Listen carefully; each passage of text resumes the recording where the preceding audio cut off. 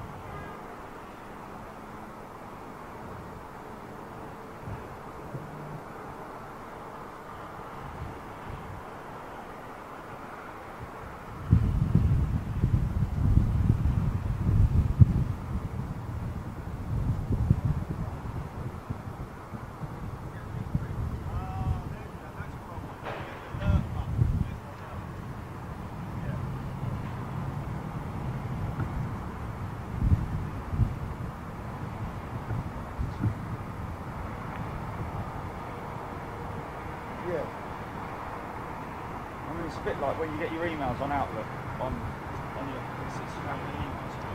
Your inbox will be all red. So,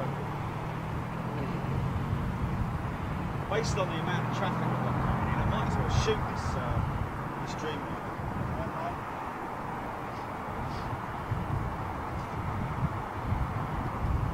You know, have you got live show? Have you got show starting soon? Still up?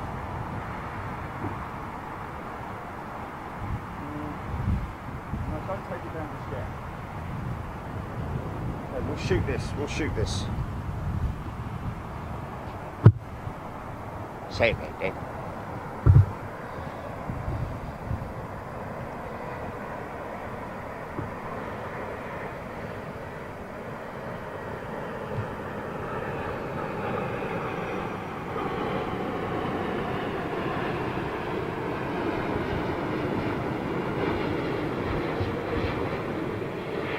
Walk it round.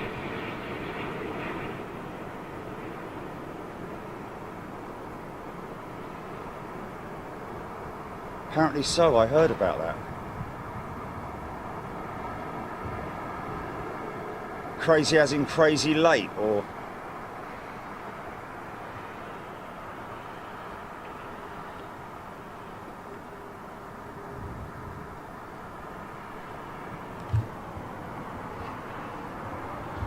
Oh my good God, really? Someone did send me a message saying that there was a crazy Korean go around, or...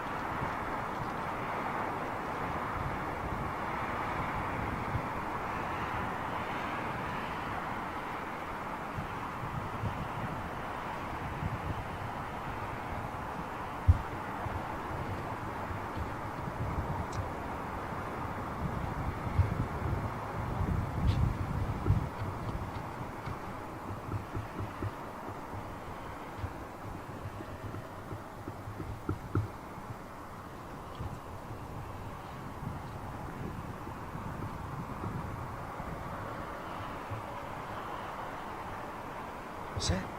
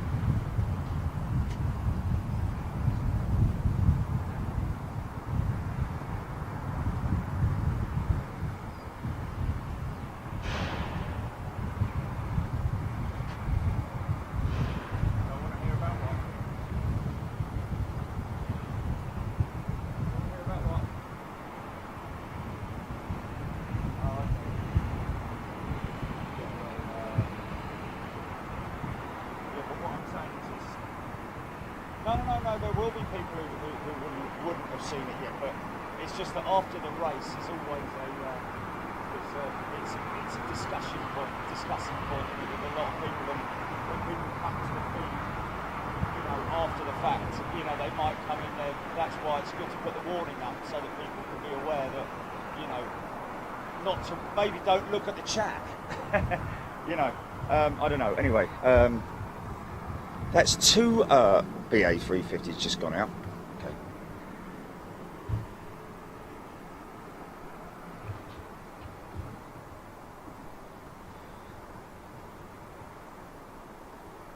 Consensor Golela. Pardon?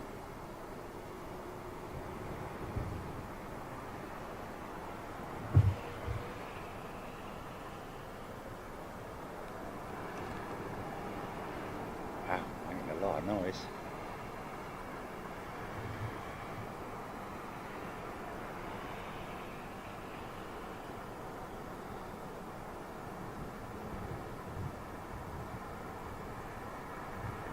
Consuela.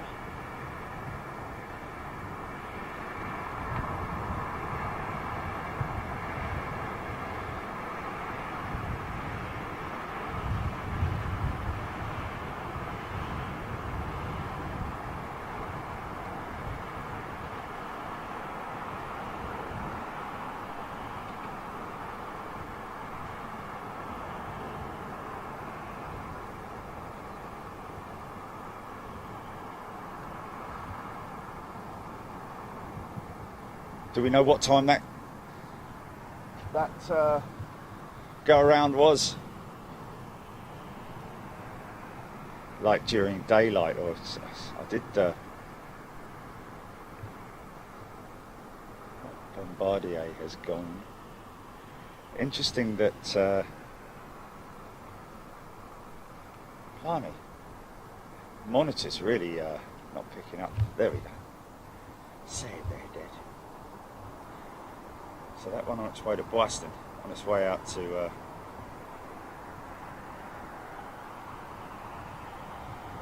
oh, that wasn't it.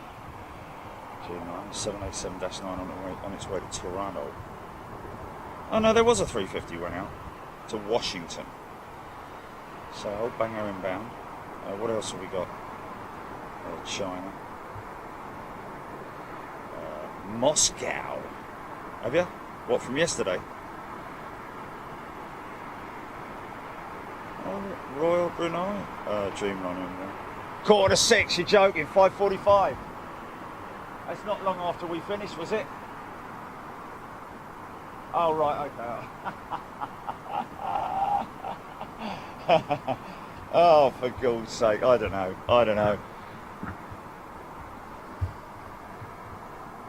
Look at this coming out from over there. What's this all about?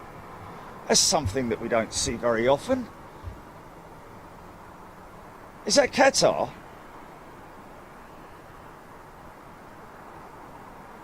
Or is it Saudi? Yeah, it's Saudi. Coming out of T4 where it normally would come out of. So what, have they opened up T4, or is this guy just nipped round the back of the bike sheds for a crafty fag? No. Or is he just offloaded PPE maybe round the corner? But why would he do it there and not down at the freight hub? Although they have been offloading PPE from remote stands, even at gate on some occasions. Other than that, I don't really know. Let's just have a little look and see. Yeah, she's on radar, headed out to Riyadh. No, mate. Wow, that's a really sort of like late, noisy.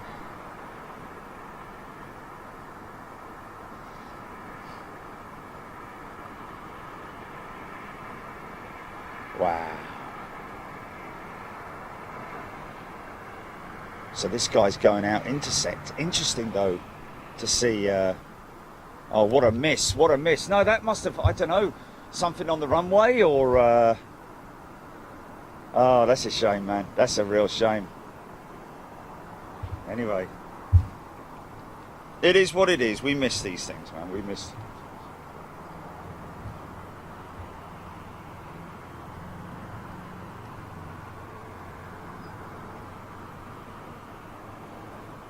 That would have been spectacular, though. 100 feet. That's over the threshold, more or less over the threshold. So that would have been full power up. I'll tell you what it would have been like. It would have been like that United 777 that we caught during Storm Kiara, Jilly. You remember that one? Really late, really like laid on big throttles and lots of smoke and soot coming out the back of the engines. We should find that and throw it up, but mind you, that is in the go around sequence from Storm Kiara, isn't it? And that was from the paddock as well. So pretty gnarly, man, pretty gnarly. What's that? Is that a hold on, let me just move this way a little bit so I can sorry about that. Turkish Dreamliner coming up. I'll just get that for the sake of getting it, I guess.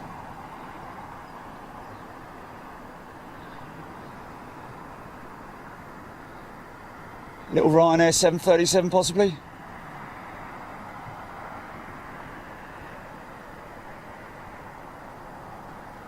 Or is that BA? Is that BA? It's BA, isn't it?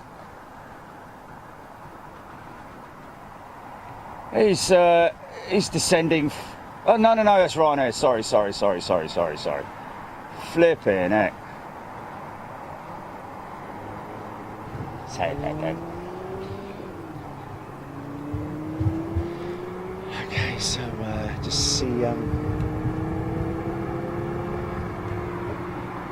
look at that silhouette of that triple going out, man.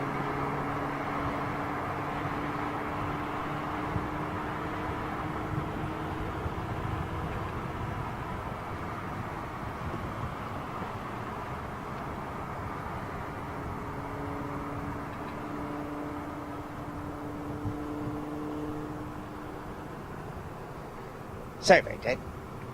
Just seeing the Turkish wing there, to the right there. You can just about see the wing of that Turkish. I don't know what he's waiting for, but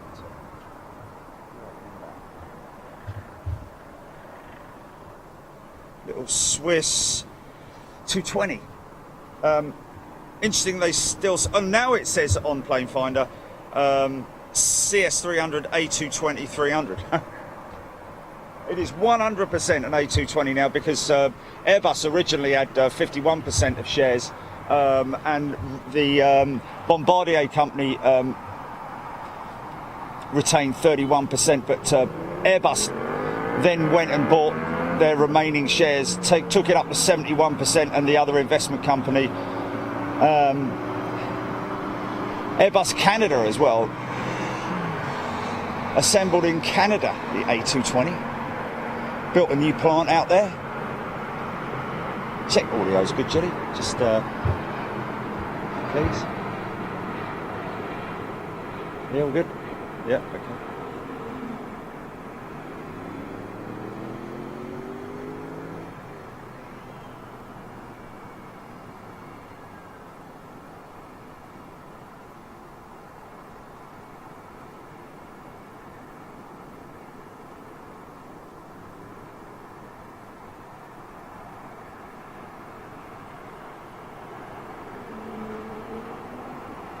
Is it?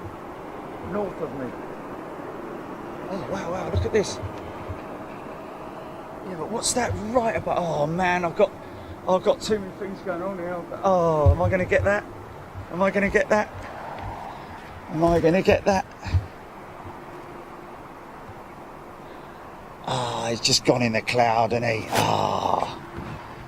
Yeah, he's heading west, yeah, I don't know. Oh, is it? Okay. Is it? Yeah, twin engine, but where's 400's going which direction? Okay.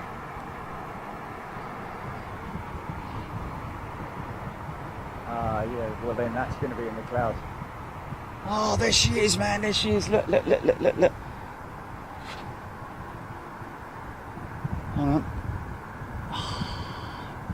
Should get it just before she...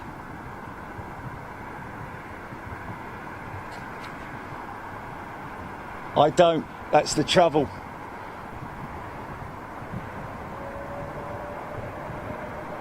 Oh man, bloody hell, I've just got the sun burning in my eyes, man. Hold on a minute, hold on. I'm guessing that she's there.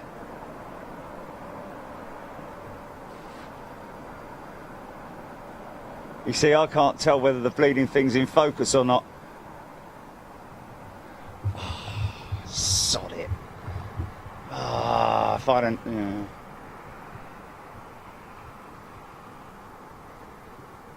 Yeah. It was just show starting soon, yeah? Not live show starting soon. Oh, no, just show. It's all live, isn't it? Oh, say it again. Yeah, we've... No, show's starting soon. That's what I asked for. Not live show starting soon. It's cool though. It's cool because yeah, okay. It's all good. It's all good. It's all live anyway. Here comes Tip Banger like.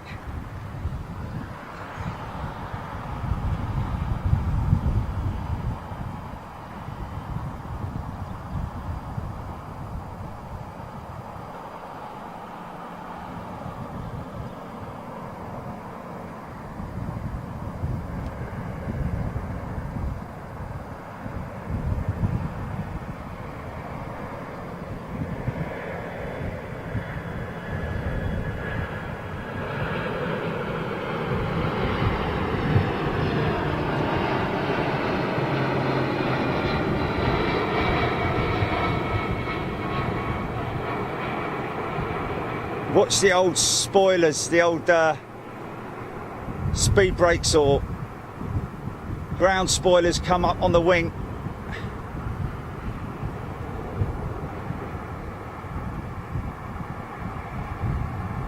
Whoa, yeah!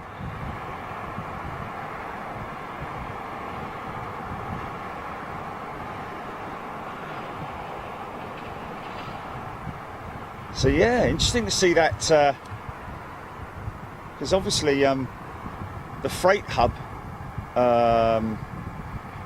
can't be allowed to be affected by any works being done on the runway. So I'm guessing that they will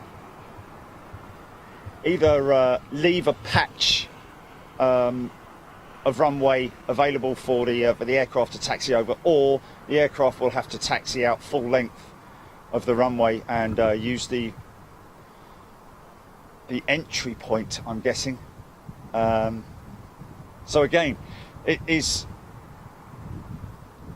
under debate with us lot as to just how much repair or how much work is going to be carried out.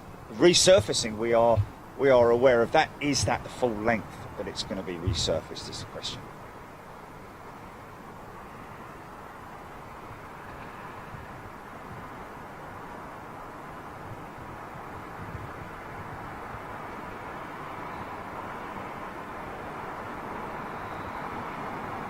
Remember we had the Royal Jordanian A300 in quite a number of times over the crisis. Well, I say over the crisis, we're still in the bloody crisis, but during the lockdown, should I say.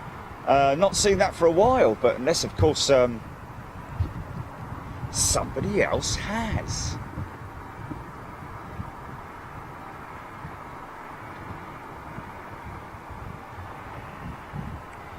So, good afternoon, everybody.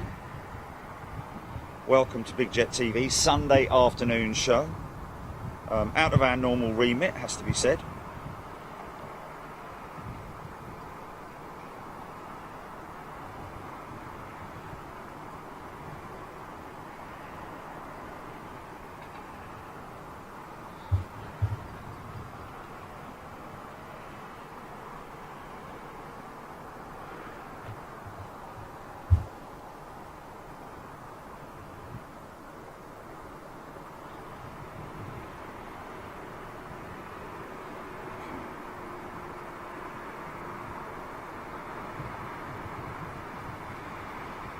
Nice.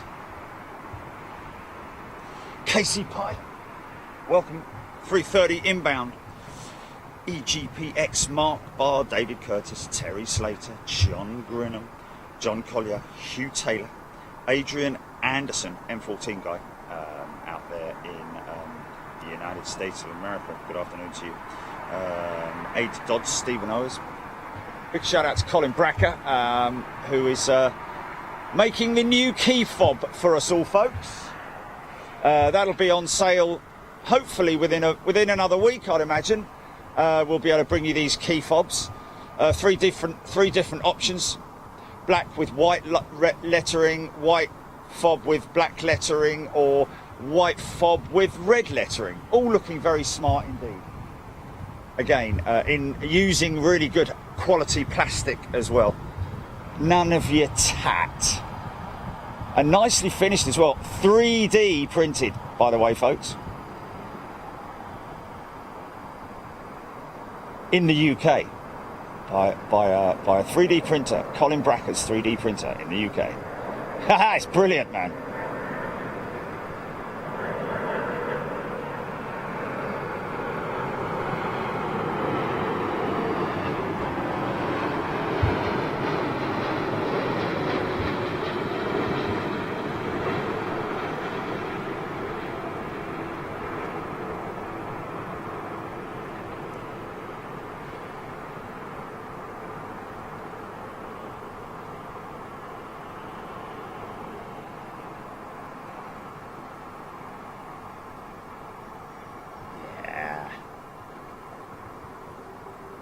Say, don't flare those things as much as the Americans do. Wow, listen to that.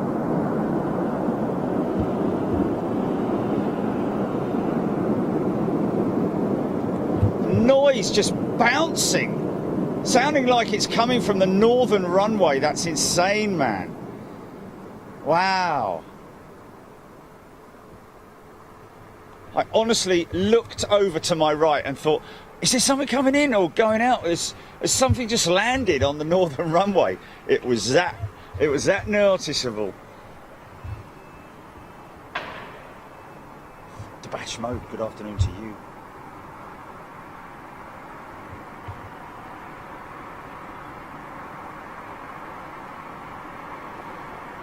Kieran Sims. Laura Ribbons. In Shake Shaft, sorry I haven't answered you yet, mate. Haven't got round to that video. I'm sure we'll be able to find it for you though, my friend.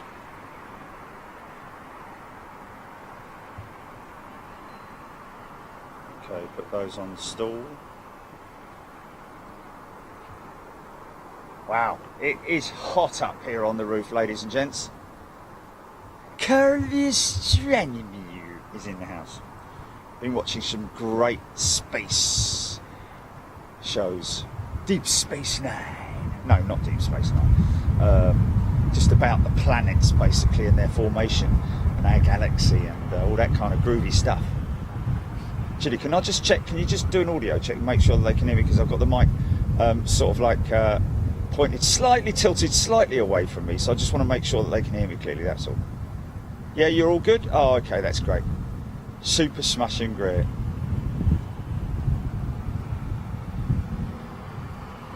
Hey! Tell you what, old Formula One should get a new thing, shouldn't they? Keep out of the red and in the black. Because you don't want to be in the red. Otherwise you get a 5-place grid penalty and only your BFH, bus fare home. Do you remember that? BFH. Should we gamble? Should we gamble? Go on, gamble. Go, gamble, gamble. I remember, non-dart player first. 101 or more in 6 darts. Inevitably, it was the non-dart player that usually outshone the dart player. Who sort of like stepped up to the hockey all sort of like smart and like, right, here we go then, son. Get out of the way, let me show you how to do it. 15, 1, 3. That's 19. Now your partner scored 78. Anyway, sorry. When you're going to bed, good afternoon to you. Sandra Graver. David Ovenden, good that you can hear me. Thank you, my friends. Michaela Marshall.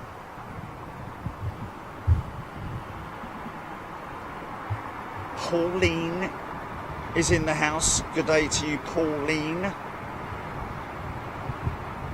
Let's just put display and brightness on to never lie. Simon McClam, yes. I know. Don't you worry about it. I'm not saying anything. I'm talking about actually qualifying yesterday because obviously times were deleted once they went off the track. So it's nothing to do with today. So no talk about today's race because I know that I'm not going to do what my mum used to do. Oh well, you wouldn't have missed anything anyway. Oh, thanks. Because it's a good race, folks. That's all I'm going to say. Definitely, if you're planning an evening around the TV to watch the race, definitely turn off the chat now. Don't look at the chat, and people, please, let's not talk about it. And I'm sorry I brought it up because whenever I do, inevitably. So that's interesting. We haven't seen a Virgin Dreamliner parked up down there for some time. The last time we saw a Dreamliner parked up down there with Virgin Atlantic, it wouldn't have had any engines on it.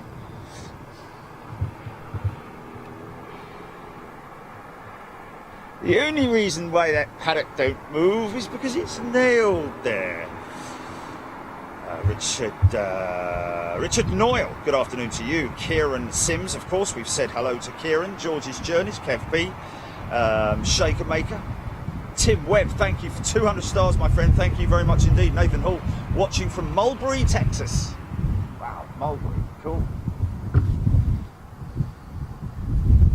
Hope everybody's well out there, wherever you are in the world. Of course, Texas is sort of like, you know, is that Midwest Texas? Yeah. So further west than it is east, I think, isn't it? Or is it sort of like middle USA, mid USA? So therefore it'd be central time, would it? In Texas?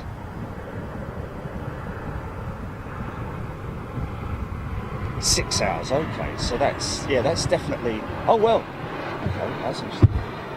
It's New York then. New York 6 hours and all, isn't it? Oh, a 5, okay. Okay, so 5 Eastern, there we go, yeah, there. So I think I'm about, yeah. I read a thing the other day about Trump saying that he wanted to do something this convention that he's doing, which is great. It's great, and all that sort of thing. But it was quite funny because there was a picture of the landmark, with all the presidents' faces on it, all carved into the, beautifully done, blah blah blah. And I thought for a minute when I saw it, I thought that Trump was saying, right, okay, I'm going to have one of my face drilled into the side of the mountain. But anyway, I thought that it wasn't it, so there we go. But anyway, how are you doing? Oh, have they done it on a Photoshop? Have they photoshopped it? Oh, that's funny, man.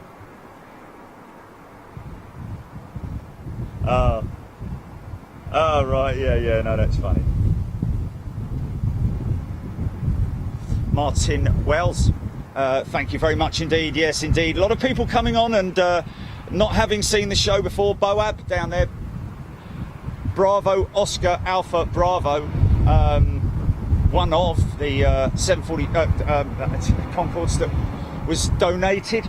Of course, it didn't have to go very far when it came in here. I think it was probably the one that travelled the least amount of mileage. Well, it would have been, wouldn't it? Because the other one's got sort of... she would have come in here and just never flown out again. A bit like the VC-10 at Brooklands. I think it's... is it Zambian Airways or Air Zambia or something like that? The one at... or Nigerian Airways or something like that at Brooklands. VC-10.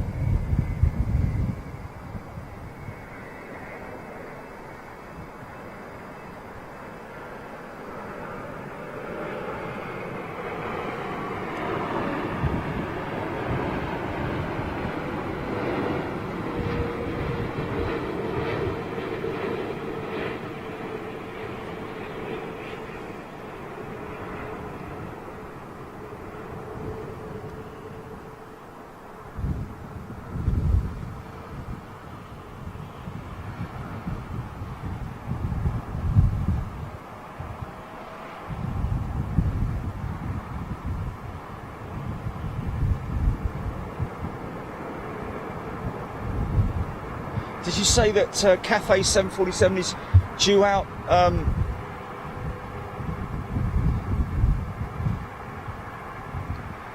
Okay, interesting.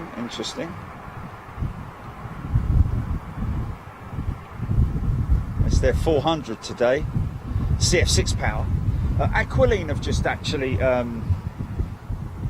acquired ex-Cathay Pacific 747-400 and have also recruited ex-Virgin 747 captains, which is quite good, which is great for those guys.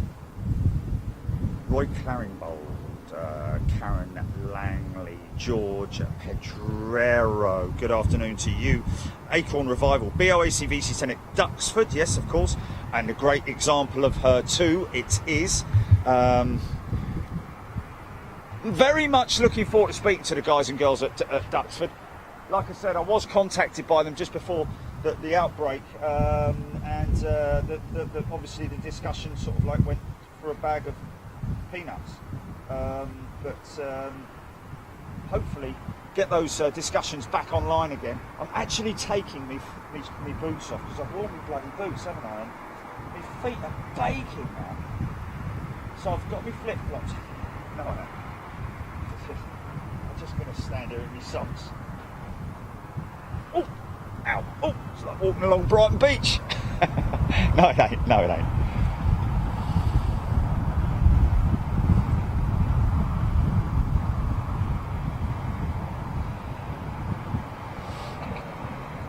I'll just shoot this quick. Is he turning on?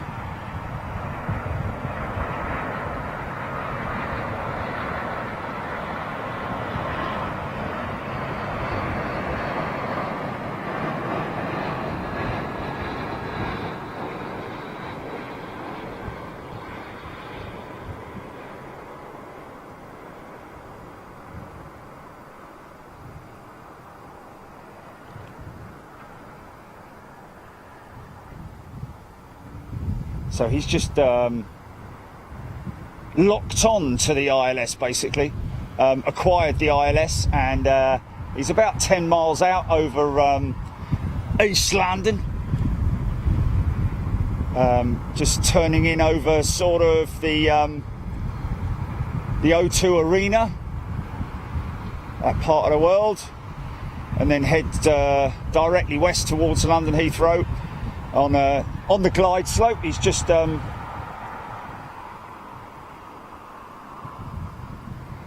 and now you'll see, there you go, lights on, and camera will go out of focus.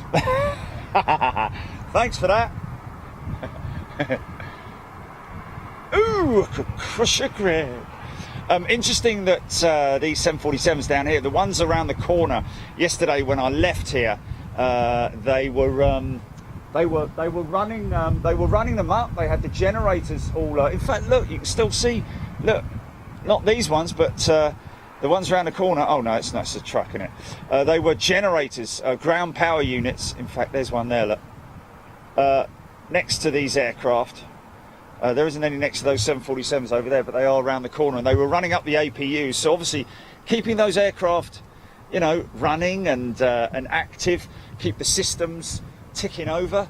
Never like to sort of like leave something, so much technology just sort of like sitting there for the amount of time that it is. In an ideal world, they like to. Oh, doors closed. In an ideal world, they like to have obviously. At least taking the aircraft around the airfield for a little walk, basically, because when you leave a piece of equipment like that with so much weight on the wheels, obviously the brakes, the wheels, the hubs, the rubber of the tyres can, you know, they need to be rotated, basically. Because they can not so much deteriorate, but you know, calipers, brake disc pad brakes, you know, disc pads on disc brakes, and all that sort of like technology that goes on inside all the hydraulic lines and so on and so forth that need to sort of like be run up and warmed up. That's why it's always good to, if you're not planning on driving your car for any specific length of time, you know, start it up once a week, give it a little run up, not for too long, because otherwise you coke up the exhaust outlets on the manifold, you know, but or even your valve heads, but you know what I'm talking about, basically, to keep the aircraft moving. But obviously they don't have that luxury of being able to sort of like walk them around everywhere. So the inspection point of when these aircraft come back into service, obviously they have to, you know, check them for everything, really, especially the external parts like the flaps, slats, all the moving components, wing components.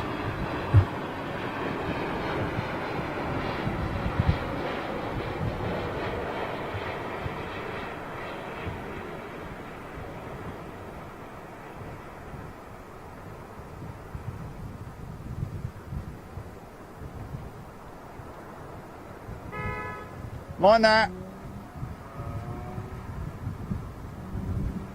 Great to meet Luke Van Jaap yesterday as well, here at London Heathrow with his daughter. Got a couple of stickers. Good to see you, Luke, and hope you're well.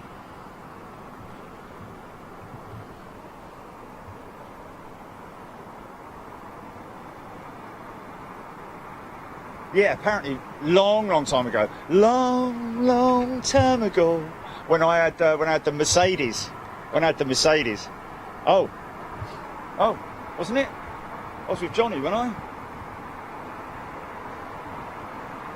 Oh, okay. Peter Lowe, the Boom Supersonic jetliner, has been on the cards for quite some time, actually. It's a private consortium.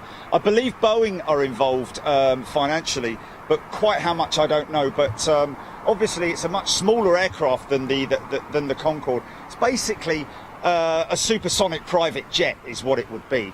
It's certainly not the sort of project on the scale of Concorde in terms of carrying any more than, well, I'm not sure how many passengers it is slated to carry, but obviously it's a private consortium, so it is something that relies quite heavily on the on investors and shareholders and so on and so forth. So when that sort of thing's involved, it can obviously slow the process down. But yeah, great. I mean, if it happens, it happens. Wouldn't it be great to see that?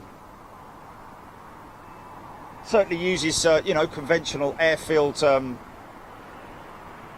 techniques in terms of it's not sort of like launch pad aircraft or anything like that. It's just all about money, all about finances. Tom Franklin, how long do tyres last on the airliners? Tim Franklin. Good point, that, and a question that's quite often raised on Big Jet TV. The answer to that is there is no specific time. It is much like your car tyres. Obviously, an aircraft tyre has a very strong compound, not a soft compound, so therefore it's obviously built for longevity. The pressures are such that they're tested regularly, which unlike us, sometimes we forget to do our tyres for sort of like a month on end, and we get there and a few psi down, or if you're running them too high, you can obviously increase or decrease the longevity of the tyre. But in terms of, they get quite a lot of pounding, obviously, but they're quick to rotate. The tyre smoke that you see is obviously exaggerated because you've got so many tyres that are hitting the ground all at once that you get that big puff of smoke. But obviously the inspection by the captain or the first officer or whoever it might be that does the walk around of the aircraft will obviously take the undercarriage into consideration when they're doing the walk around. If they see any particular flat spots or odd wear, big chunks, maybe it's chunking and stuff like that you've got to watch for with tyres. As soon as they start to chunk, which means parts of the tread start to come off of the tyre, then it's time to change the tyre. Or you get big flat spot. I've seen many flat spots on aircraft tyres. You're not going to get the same sort of like 50p type issue as you do with a heavy lockup into turn 4 at Hungary or something like that with Formula 1 cars or race cars. It's much less substantial for the flat spots. So it really does depend on how often what type of aircraft it is, how big it is in terms of how much mileage it does. The tyres will be changed as and when they need to be changed, and that also means that you might just get one tyre changed on an aircraft on when it's AOG, aircraft on ground. Unlike a car where you normally get like either your fronts or your backs changed. You never very rare. If you're sensible about your tyres, you'll always get the front's done or the back's done or all 4 done. It's kind of crazy to get one done because that will the other ones will wear out.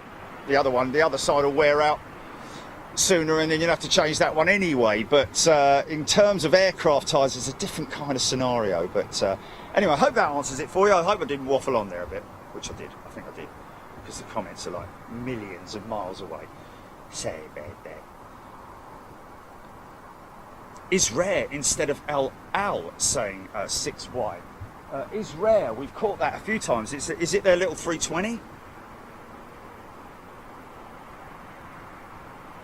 Dreamer inbound, Colin Bonham telling me, yeah, got him, my friend. I'm also scanning the skies just in case we get any cruises up top. Royal Brunei Airlines soon. Yeah, the RJ, not RJ, Royal Brunei. Oh, is this the Brunei now? Yeah, correct him, Howard. It is nitrogen that fills the tyres. I think that's something to do with it being a less volatile product than air. think air can explode a lot easier than nitrogen or something like that. I don't know. Steve, 1972, good afternoon. Peugeot Dude and Son. Lynn Roberts. Peugeot Dude and Son got an issue with their email, GP. Peugeot Dude and Son on YouTube got a problem with sending a YouTube. Okay, info at bigjet.tv, not info at bigjettv.co.uk or something. Yeah, info at bigjet.tv. Our email's working absolutely fine. Maybe a problem your end.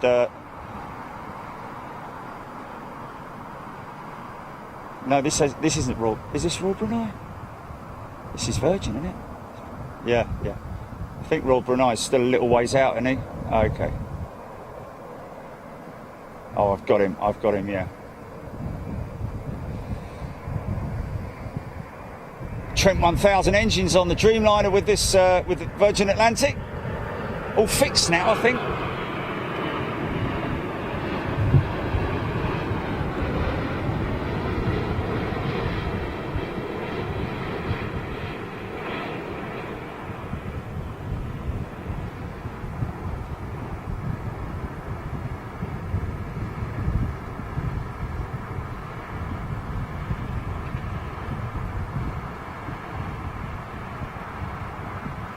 Wow. It's pretty dramatic when you see all that.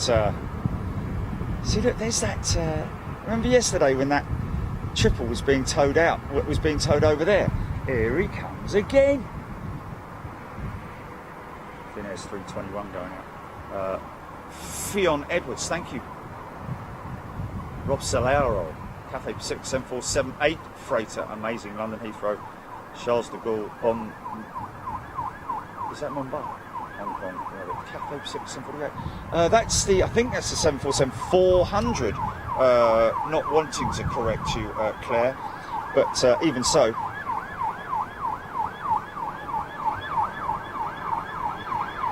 Due out 6:50. So another 50 minutes. Mel Calaby, good afternoon to you, Mel.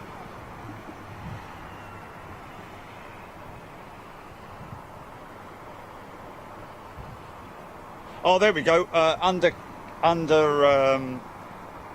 Undercover grower. A tyre filled with nitrogen weighs less than the same tyre filled with air. There we go. It's a weight thing. Thank you for that. You see, you guys know your stuff, man. So nitrogen weighs less than air. So there we go. Wonder what the tyre saving. It's about 200 psi in the average tyre. So it is interesting to think how much 200 psi weighs of nitrogen versus air. Let's do that calculation. Ready? Go.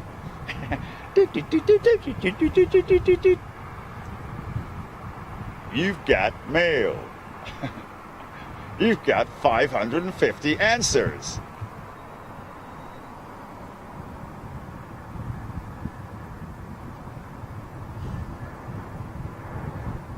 Okay. Oh my good God, should I read it now or what? Okay.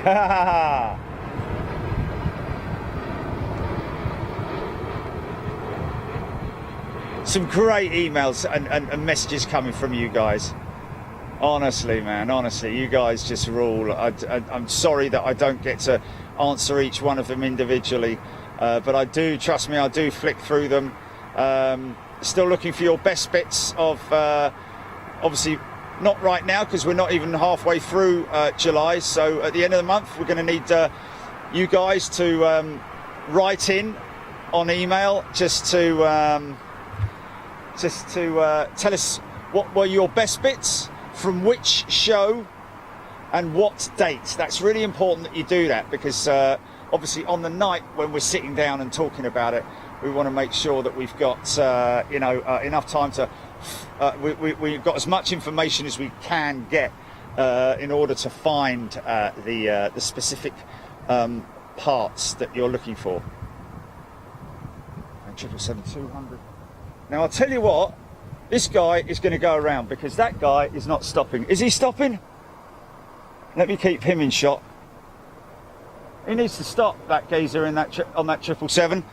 He needs to stop. He needs to stop. It's going to be a go around, guaranteed, 100%. Here we go.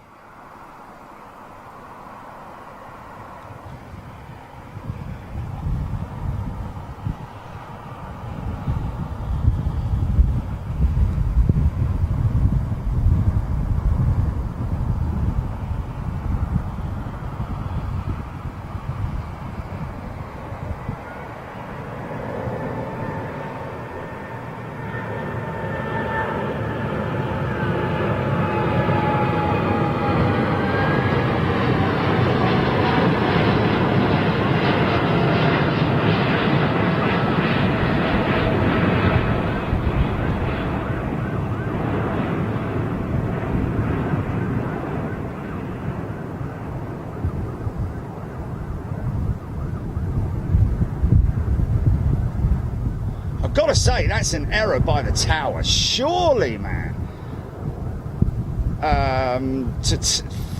For not telling the driver of that 777 to stop at the entry point. He was lovely day. Oh, here we go. So it's not his fault specifically. He would have been blind to that. The driver, he's reliant completely on the ground control to Major Tom at London Heathrow. So that's quite interesting. He just carried on rolling, boy.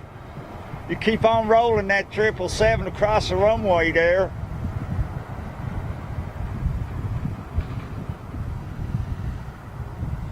Hey.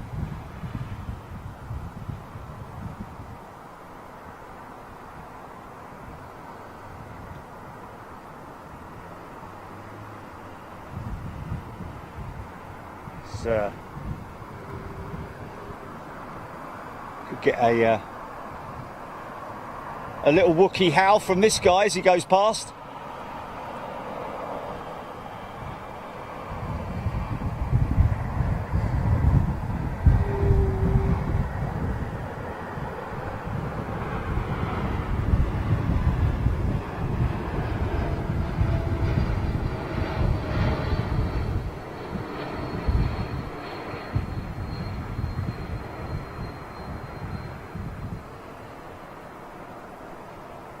And some.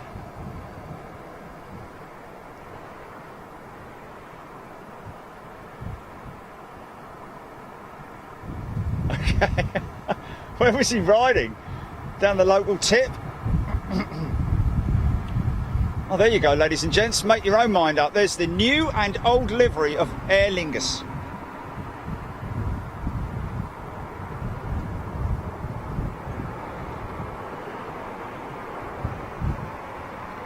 It does make the old one look retro, doesn't it? Oh, nice.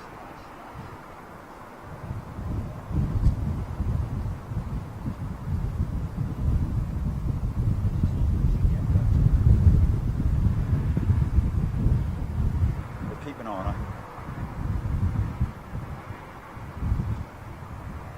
her. Alan Maskell, yes, I saw the Follow Me vehicle as well.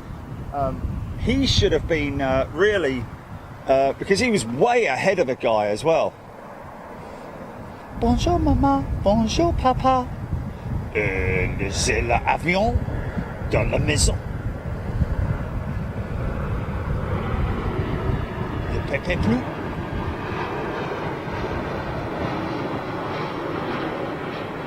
Les plus rouges. Bleu.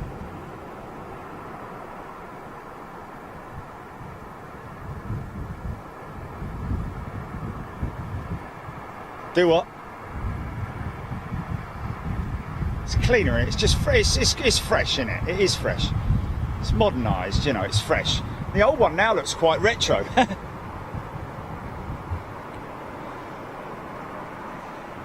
Kerry Fino saying 50-50. 50-50.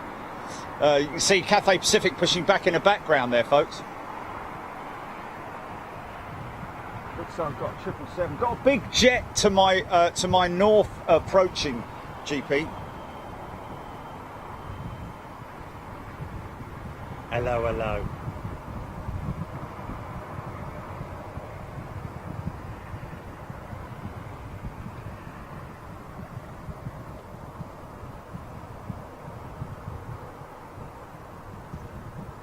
Yes.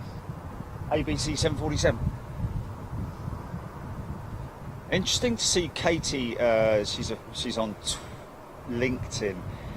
She's a spotter and filmer out there in at Boeing Field, at Payne Field. She got a shot of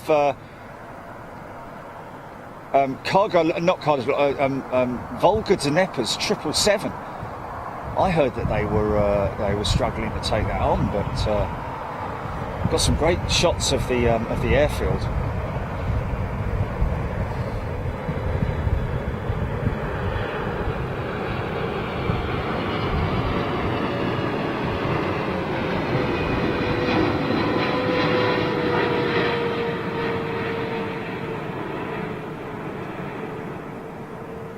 Airliners use nitrogen, we've just explained it, because it weighs less than air.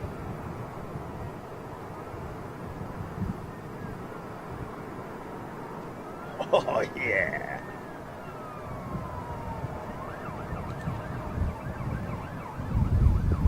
Okay, I should be able to get a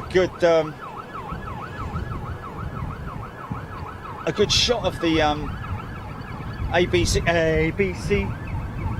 Doobie-doo.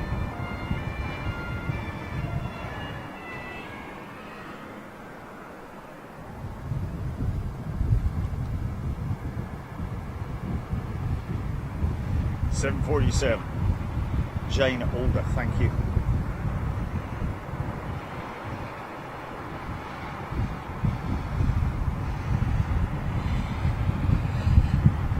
Christopher Josh Noel Calise. Hopefully we will be back at work soon. Okay, maybe furlonged aircrew. Furloughed. And they're off every time, you know. Steve Evans, Stephen Evans saying, "Love the program. It's better than mainstream TV." Brilliant, you know. You gotta love it, man. Well, that's what it's all about. It's entertainment, isn't it? Right, let's just have a look at this ABC 747. Hot damn diggity dog. Let's pick him up. There she comes now. Just emerging through clouds, like.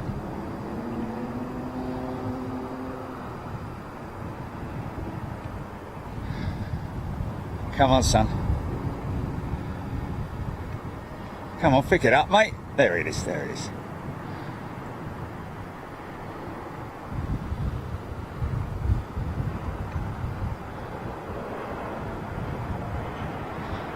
Nicely through the clouds there, mate.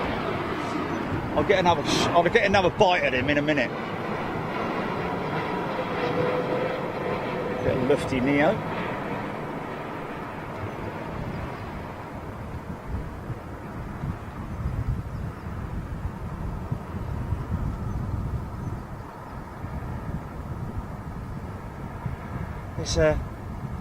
There's a pigeon corpse up here on the. Yeah, it's a shame, man. He's obviously got picked off by a buzzard or something like that, or some kind of bird of prey, because he's got a ring on him as well, which signifies that he's a homing pigeon. Poor fella. Quite hazy up there. A lot of cirrus.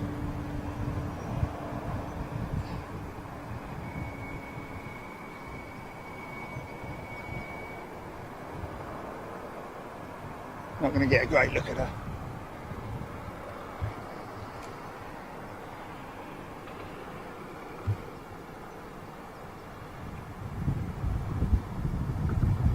So CF6 power on this 747-400 freighter, folks.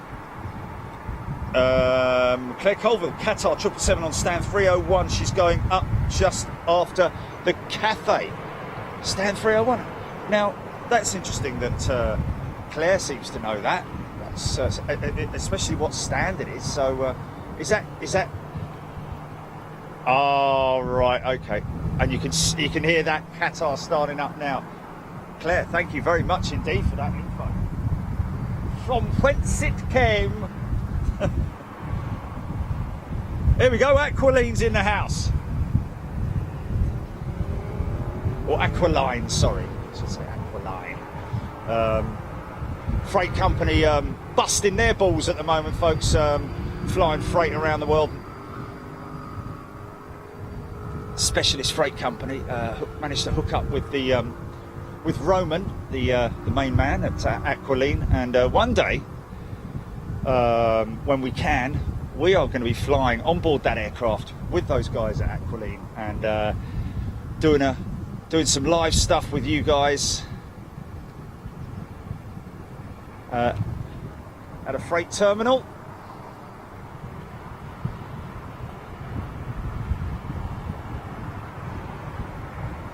It's amazing, isn't it?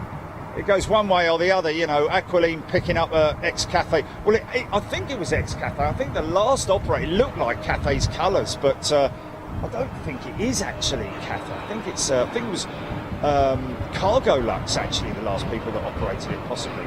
But maybe as a charter aircraft, I'm not sure.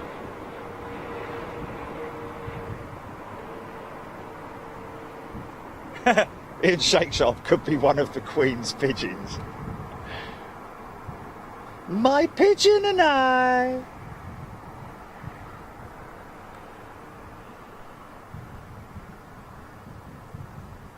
Oh, he's greased that, hasn't he, eh?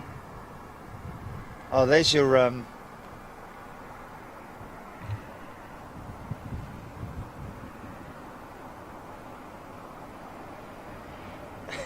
eating chicken dinner right now.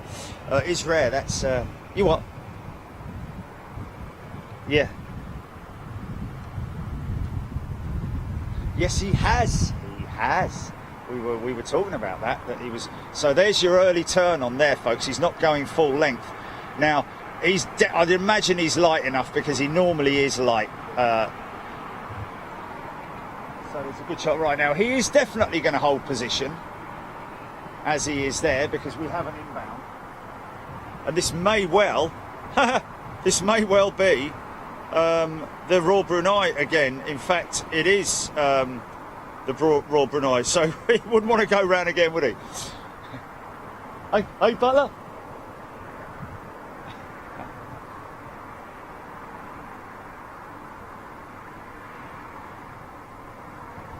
All right, Simpson.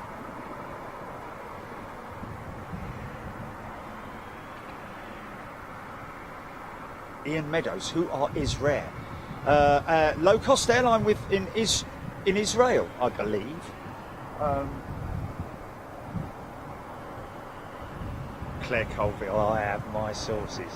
Big winky face.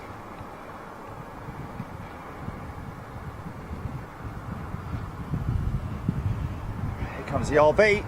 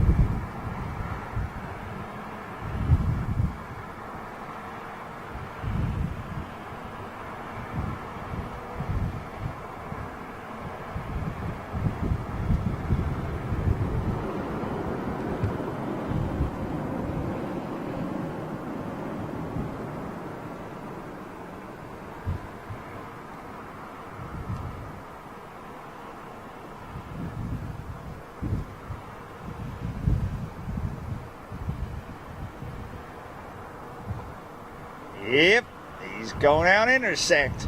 Mind you, it's only, like I said yesterday, it's only like 150 yards from full length to that point, I think. So that could go up in here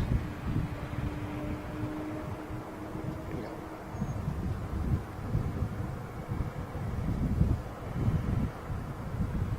Just to teach what?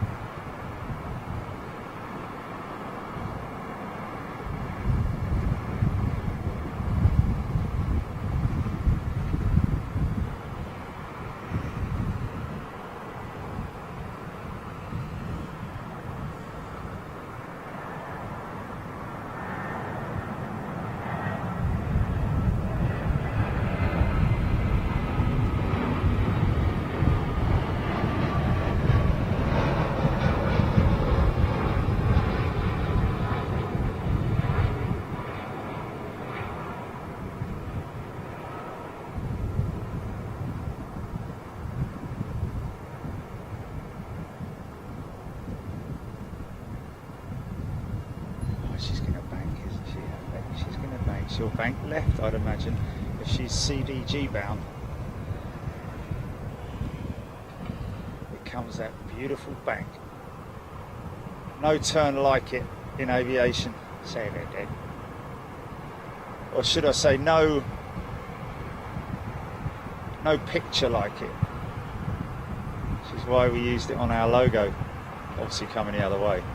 But then again, if you imagine that that's coming towards you, it's a sort of like optical illusion, isn't it?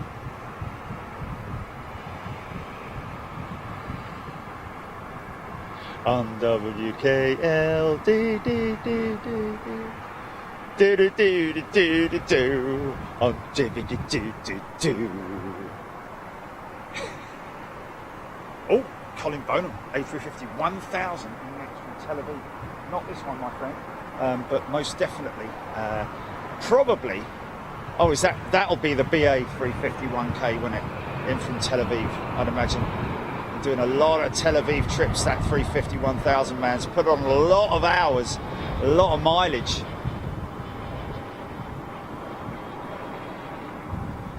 Jackie B arrived just in time to catch it. Sam's Aviation, thank you, my friend. What did you buy, mate? Lynn Roberts, the Bash Mode, Ed Fernandez, Anthony Bamber, John Smart, Jay, fantastic departure. Andrew McKelvey, sorry. First time back at Myrtle since the lockdown for me today. Very eerie how quiet everywhere is. First thing I saw was 2 US Hercs overhead, heading south from Mildenhall, my local. Wow, how about that? Comes all the way down here and sees a couple of aircraft from his local. Wow, at Mildenhall. Great place, Mildenhall, man. And Johns Field, man, Johns Field. Again, very, very warm welcome from everybody up there, as always happens. Yeah, great to meet up with another Colin up there. A lot of Collins recently. So much so that I rang the wrong one the other day. I'm talking to him for about 5 minutes. He's like, oh yeah, that's very nice. Yeah, oh no, that's great. Yeah, yeah. What do you want me to do about it? I'm like, oh, I'm speaking to the wrong Colin, aren't I? Anyway, there you go. 777. Good job he got going as quick as he did. Because that 350 is pretty close up. Not a massive spacing on this one.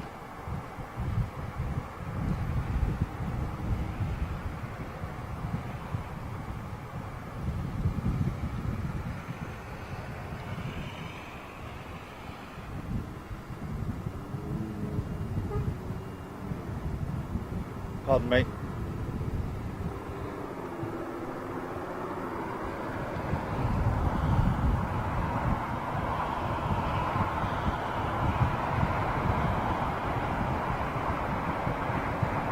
Look how long the wing is.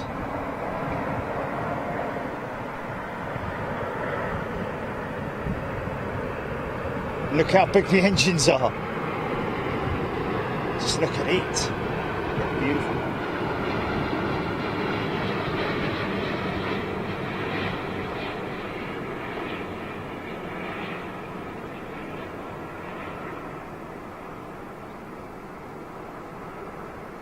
So don't forget, 3 days at, well, 2.5 days at Toulouse. In fact, I think, to be honest with you, by the time the whole thing is streamed, you'll probably find we've done two full days at Toulouse, because we're going to do, what is it, the Wednesday afternoon, all day Thursday, and then Friday morning before the flight departs. So we will... But like I say, the interesting thing is it's obviously business as usual, as much as it can be, down there at the Airbus assembly plant in Toulouse. And of course we'll be catching all the action as much as we can, seeing aircraft like these being towed around the airport, A350s, A330s, the Beluga, I think the fourth or fifth Beluga, one of the two, is it the fourth one, has just been put on stream, is actually operational now. No, the fourth, is it XL3? Oh, okay, sorry. Yeah, no, you might be right, actually. Oh, I don't know. Okay.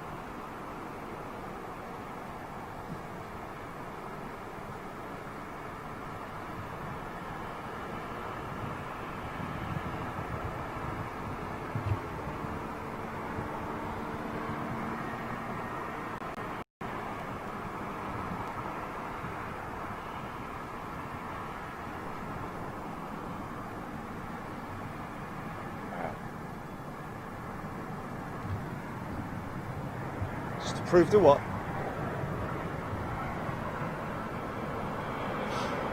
There we go. Oh, performs first flight. Okay, so we'll more than likely see her doing manoeuvres then down there, I'd imagine. Recently, because I saw a LinkedIn post about it a couple of days ago.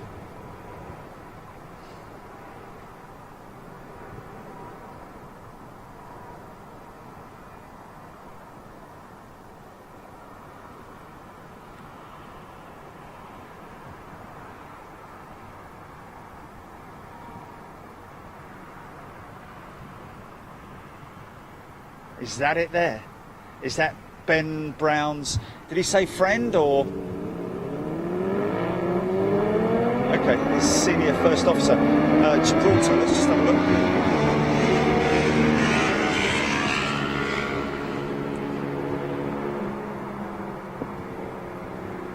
Oh, north of me or?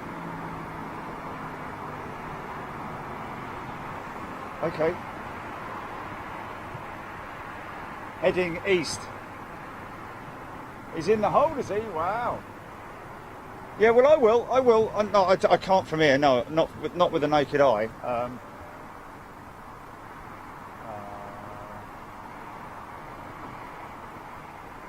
Tell you what we have got. I don't know what that was. Don't know what that was all the way over there. What was that? Is it? Oh, what's that there? What's that there? Hold on.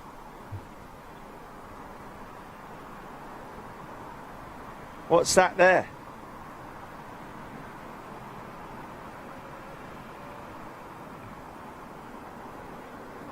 FedEx MD-11. Going to grab this 330 and then we'll jump back to that MD-11.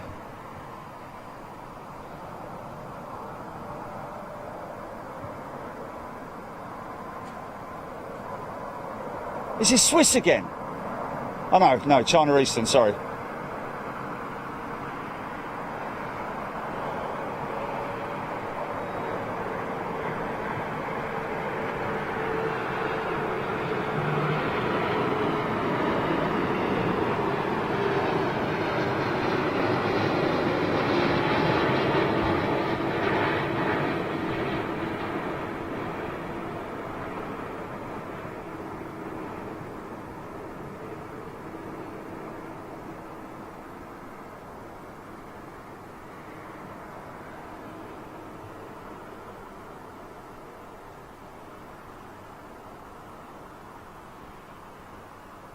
Nice.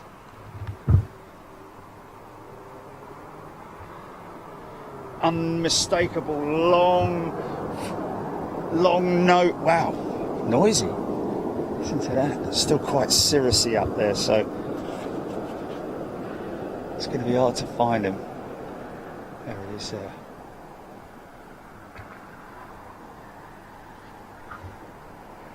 Who's that?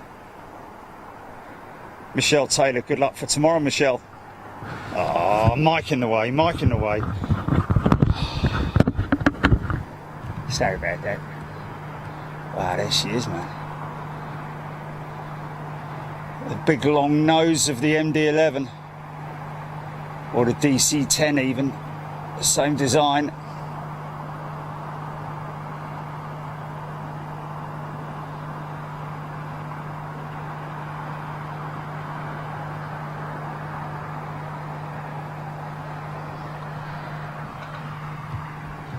With WKLD.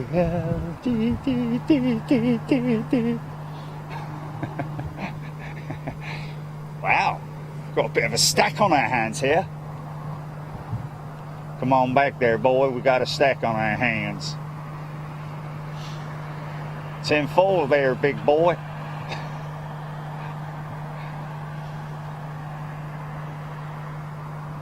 Come boy.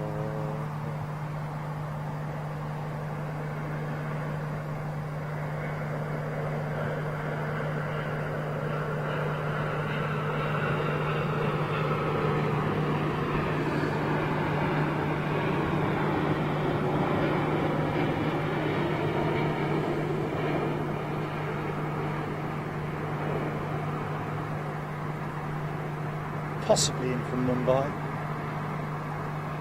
without looking.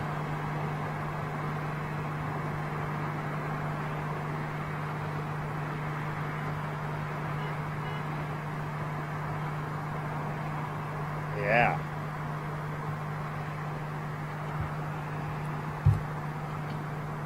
Nice.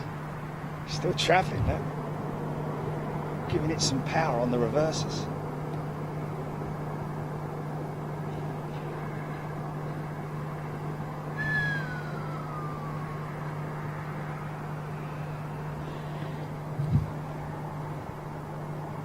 Biman Bangladesh 787 Dreamliner coming out. So anybody who would have watched recently the Farnborough Air Show display that we put together, that's available to watch on Big Jet TV, would have seen the Biman Bangladesh 787 on its display at Farnborough Air Show. Now whether this is the one, I don't know. It's not. Okay. Okay. After Farnborough.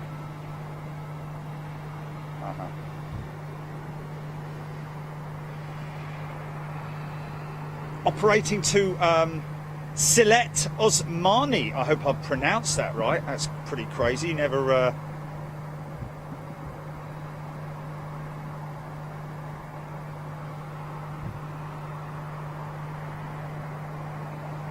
Kevin Horton's loving the little Panasonic camcorder. Yeah, man. It does everything it needs to do, even at 38,000 feet, folks. And you won't get that with a £20,000 big broadcast camera. It's no point showing off and getting a big camera if you can't deliver the goods, if you knows what us means. So sometimes small is better. Oh, misses. Eva Air 777 inbound, Harrison Fensom, thank you. The Stearman was the most fun. One thing I will say about the F1 today, and this isn't a spoiler, but the air display before it, Red Bull, as they always do, brought in their display team. And what was interesting, I think it was the Mitchell Bomber and a DC-7. But wow, what about the Corsair, eh? What about the Corsair?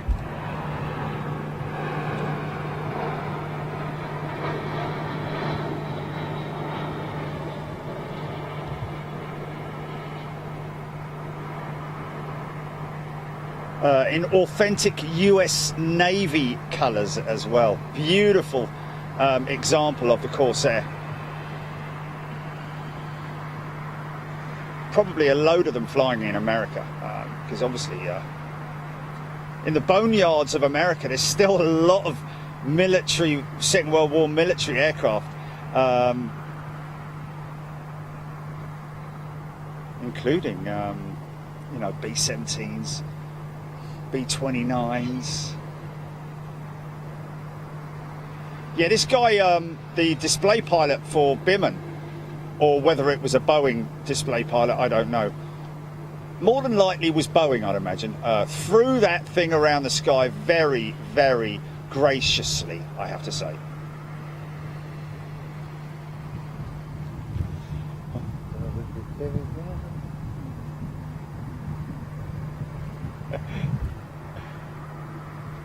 Great looking livery.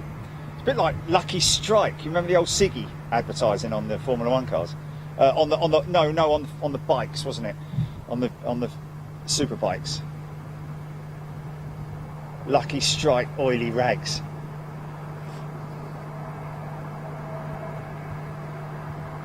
Got a phone, mate? Yeah, alright then, son. Yeah. You got a light? Yeah, cheers. Thanks.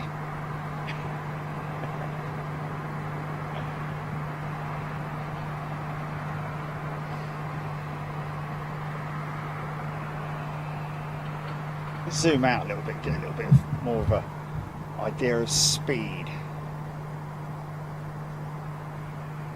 Rotating around about 160 knots, I think.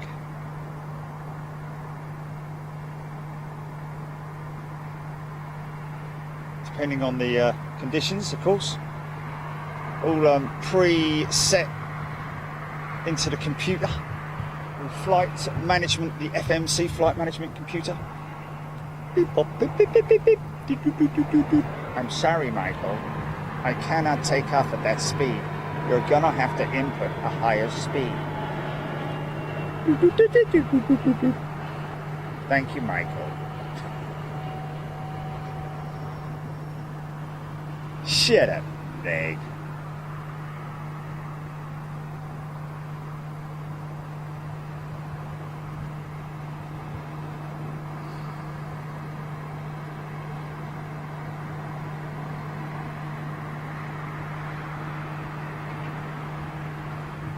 He's not the Messiah, he's a very naughty boy.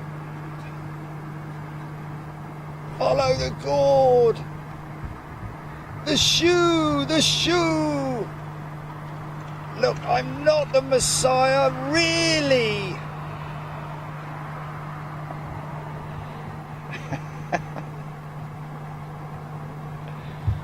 Anyway, there we are.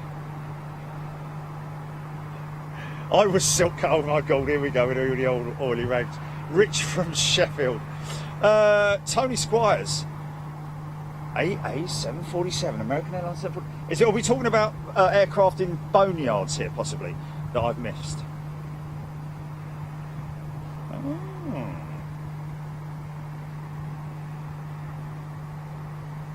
Good. Chris Bottin. Moira. Philo has sent 50 stars, thank you. Doug Foley, how? Yeah. I'm sorry, Michael.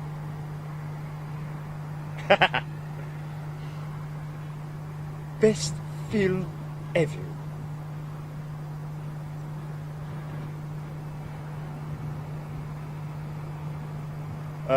Nacia Scott, don't talk about Bitcoin on air, please. We're not interested in that. I've been approached by too many people about Bitcoin. We don't want to be sort of like confusing people on here about how it works, how it operates, and all that sort of thing. There's probably spam in it. So do one, son, do one. Oh, okay. Bleeding Bitcoin.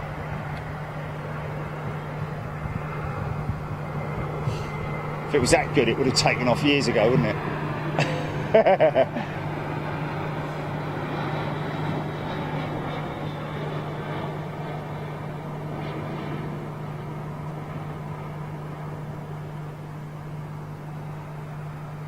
So that was probably one of the last remaining CEOs to come out of Airbus's plant down in Toulouse. Yay! There's your thermal that we've talked about many times before, where he's attempted to put it down on the ground. First attempt, should I say. Gone for the flare, and the aircraft just sort of like caught a thermal underneath the wing. Bit of pressure has popped him back up in the air. Hooray! Okay, Tony Squires has said it again. American Airlines 747. What are we talking about here, Tony? Craig Gray. Thank you very much indeed.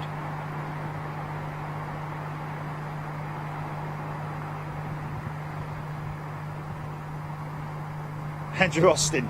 The lockdown got to me many months ago. Here we go. Let's just have a look at this. See what we can grab out of this with a little tiny £450 camcorder, which you couldn't do with a Sony Big Jobby. What's that then? Who's that? Who's that? Bite him. See him off. Wow, UPS 767 ghost ship. UPS actually have just recently taken delivery of a brand new 767 freighter, purpose built, custom built by Boeing themselves. Again, another thing that we want to get out there to see, but we can't do anything at the moment. We just can't go to America. Can't go. Eva Air 777 inbound over Essex, 10 minutes at Brian Stubbles. Thank you.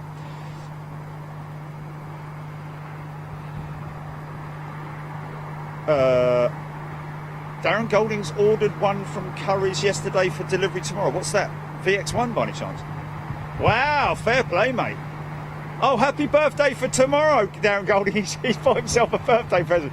Way to go, mate. Way to go. Hey, how you doing? So this is the new livery, you see, for Air Italia. For Alitalia.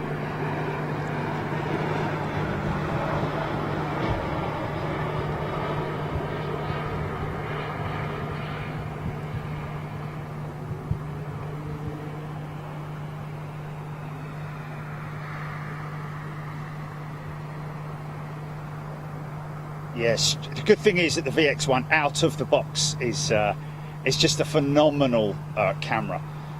All you want to do, mate, is just make sure that you turn up the digital zoom to maximum. So all you need to do, and stick it on auto. Forget everything else. The proprietary mic, the mic on the camera works perfectly. You don't need to do any funky stuff like what I do with the microphone, an external mic. I mean, I run the picture that you're seeing now is from the micro HDMI slot that you'll see on the left hand side as you pull the screen out. Yeah, remarkable little thing, to be honest with you. Great value for money. Super smashing rare. Ian Cummings saying, listen to this. The last flight to land on 27 left will be BA 2717 G Neox coming back from Malaga at 22:50. Wow.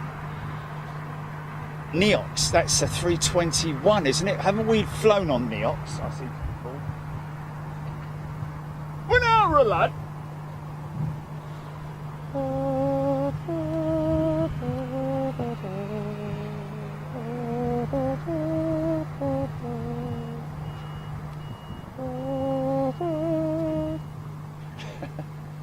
Sorry. Been trudging up that hill with a loaf of bread. Get halfway up, remember that you've left the bacon in the shop. Andy Aker flew Eva Air a few years ago on a 747 combi out of Heathrow. Wow, what a memory! What a thing to have achieved! Fantastic.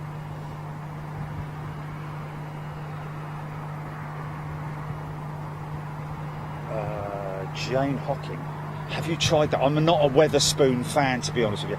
Was amazed last night when I was going home. Of course, being a Saturday night, Staines was just like Ramo with all the usual folks going out and having a drink. But what was amazing was the queue outside Weatherspoons. I know, man, I know. You've got a 2-hour maximum in there, haven't you? If you've got 2 hours, sit down, have a beer. You've got 2 hours, then you've got to get out, you know. It's insane. It's crazy. But what was even more funny was there was a group of people, you know, the typical, like, you know, 3 girls, which, well, it could be 3 lads or whatever, but scrabbling around trying to find their face masks because the taxi driver was refusing them in their cab without wearing face masks. So, like it or lump it, in some instances you have to wear them, because if you want to get a taxi ride, you got to wear a face mask. So, you know, hey, wait a cut and pick minute. It's a 757. That there is a 757. I thought they toned that old 300 round quick. I just wasn't looking. I wasn't paying a great deal of attention on the monitor. I was just following it up, but now I just saw it side on. Oh, lovely old 757 there, ladies and gents. Look at that. You've probably been saying, it's a 757, Jerry! Jerry, look!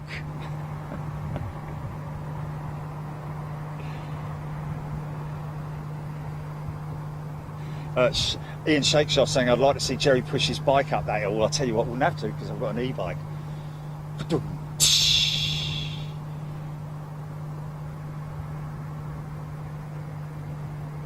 Anthony Bamber, last 757 flight, Manchester-Barcelona Jet 2.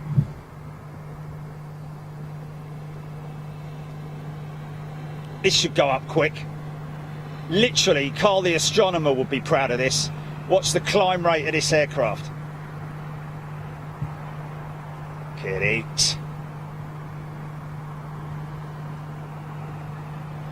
Whee! Look at that, man. Look at that. Look.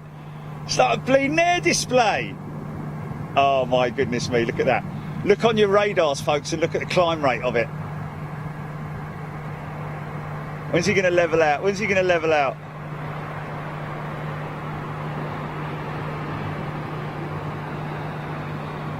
4,200 feet per minute. Wow, man, and there's a level out coming up now. Yes, mate.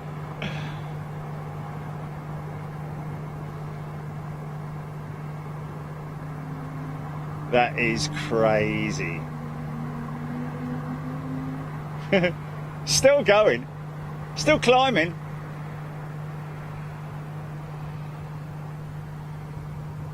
Wow, still climbing and turning. That's a proper freight dog departure.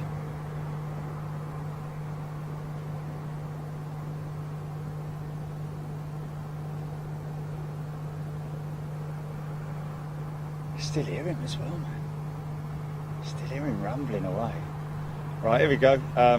The Wookiee, ladies and gentlemen. The Airbus Canada, I have to say, to be precise. Airbus Canada A220. All right.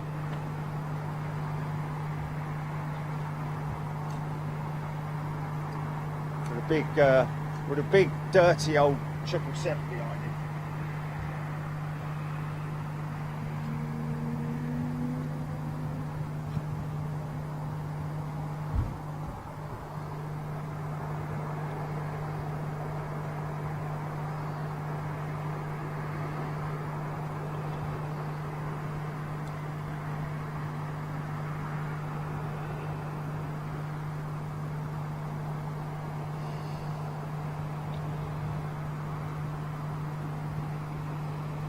So looking forward to getting out to Zurich, do something with Helvetic and their E2 E-Jet. The Embraer.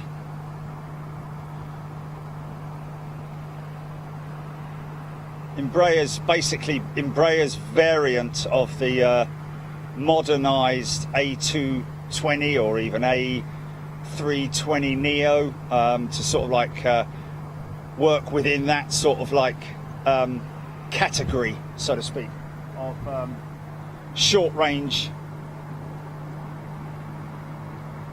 single aisle aircraft.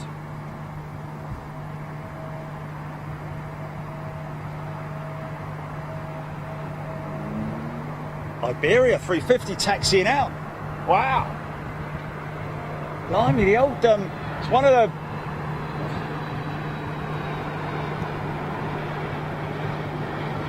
believe it or not, ladies and gentlemen, Dublin is the most popular route out of London Heathrow. That's why you see so many Iberia. And that's because they've got a border there. So a lot of people transit from the US into Ireland and then come from Ireland to here, or go vice versa, like we did when we went out to New York.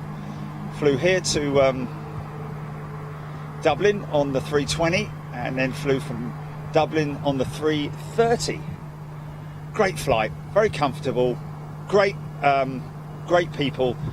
Unfortunately, not so great in terms of the storyline around the baggage. But that's just one of those things, because it was the aircraft was late coming in from Heathrow. Therefore, the New York flight, they'd obviously told them that both myself and I think it was a group of 5 other people had missed the flight. Therefore, they've taken the luggage off, and then we've managed to catch the flight. So they didn't put the luggage on. They probably thought, oh, it's all right, we'll send it over. But massive breakdown in communications, which resulted in me waiting 2 days and having to wear the same underpants for 3 days.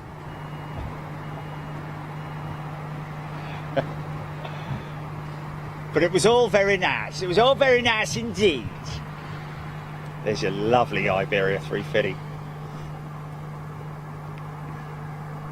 Look at her against Concorde, ladies and gents. Look at that. Just look at the scale difference. Of course, Concorde never slated to be a sort of like large passenger jet in any way. Intercontinental, supersonic jet for the rich and famous, don't you know?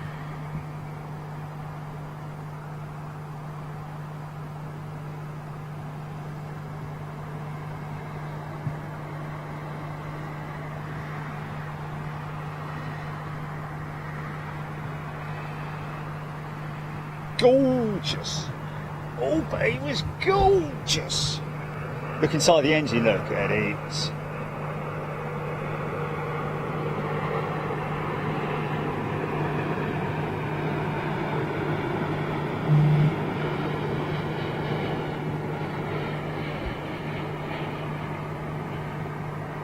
Flexi Wing. Introducing Flexi Wing from KTEL.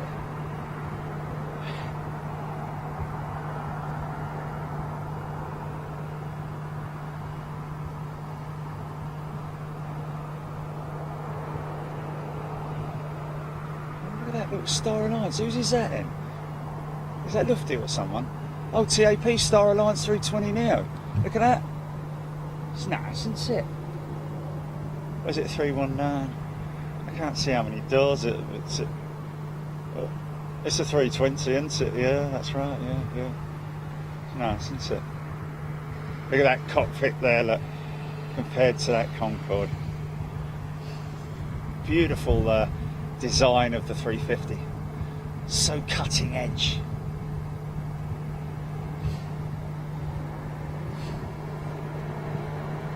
And it is a bit of a not a coincidence, but it's a good thing for Airbus that the Bombardier designers sort of copied the A350 front end slightly. Well, in fact, more or less the whole aircraft. The A220 looks very much like a scaled down version of the 350, except for the winglets. It'd be great if they put those beautiful sculpted winglets as opposed to the squared off fence style winglets. But they are blended, slightly blended, those A220 winglets. All right.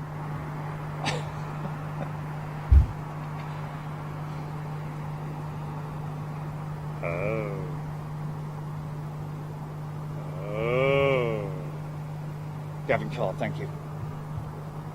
Eva Air 777, new livery, I think. Here she comes, folks.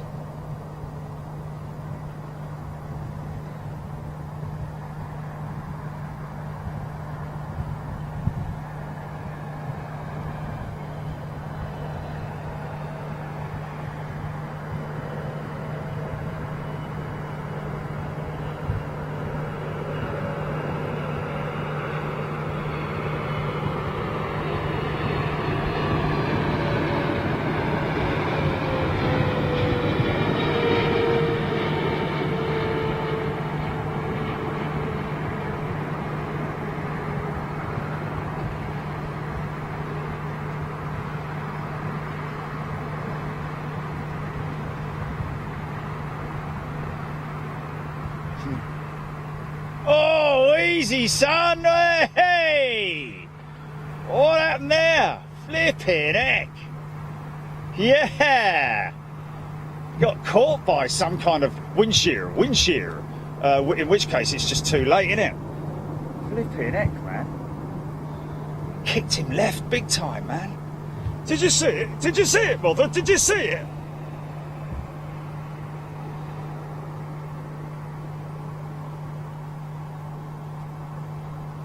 No, well there isn't. No, but you get thermals, you see. When there's no wind, with the heat rising from the ground, you sometimes get thermals, especially on the airfield, because you've got winds on airfields, because it's an open area, isn't it? All round here you've got buildings to sort of like, you know, to deflect the wind, but on an open airfield, even the slightest breeze can accumulate thermal activity. And if you see the direction of the windsock, that means that the wind, the hot air is sort of like blowing in off of those buildings there. So, you know, it might be doing that. I don't really know. I'm not a flipping weatherman.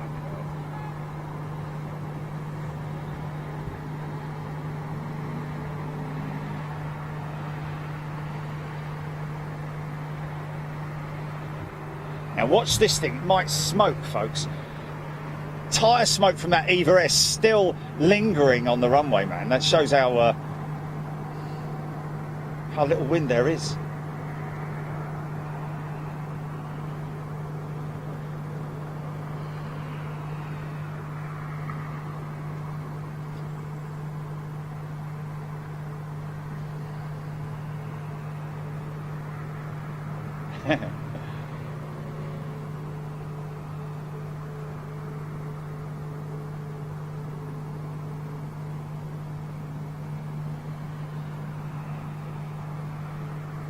Thinking about doing something special next Thursday, folks. Throwback Thursday. I know it's quite a commonly used hashtag and all that sort of thing, but stay tuned next week. It will be from home. It'll be from you know, a video from home.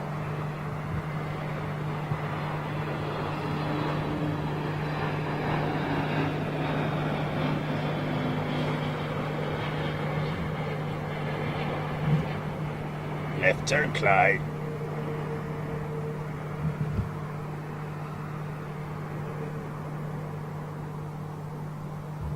Solaris went on Iberia A340 to Mexico. That would have been a 346, wouldn't it? Wow, lucky you, man. No way, man. Wow, that's nuts. So tune in next Thursday, folks, or if you've got the app, watch out for a. Of course, before that, we've got Wednesday to come on Big Jet TV, which is going to be a great day, a super great day on Big Jet TV on Wednesday, I mean, because we've got. Stop talking in a flipping northern accent, mate. Sorry about we're going to be welcoming the Emirates A380, ladies and gentlemen, as well as another retirement flight with Virgin Atlantic. This time,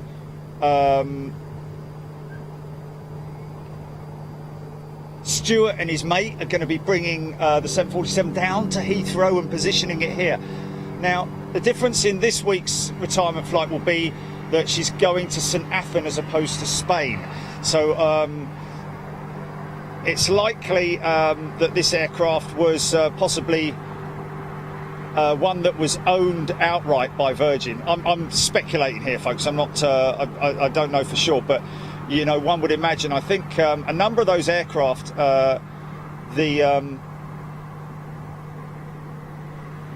there's only one that they don't own, which is going back to the leaseor, I think. I might be right in saying.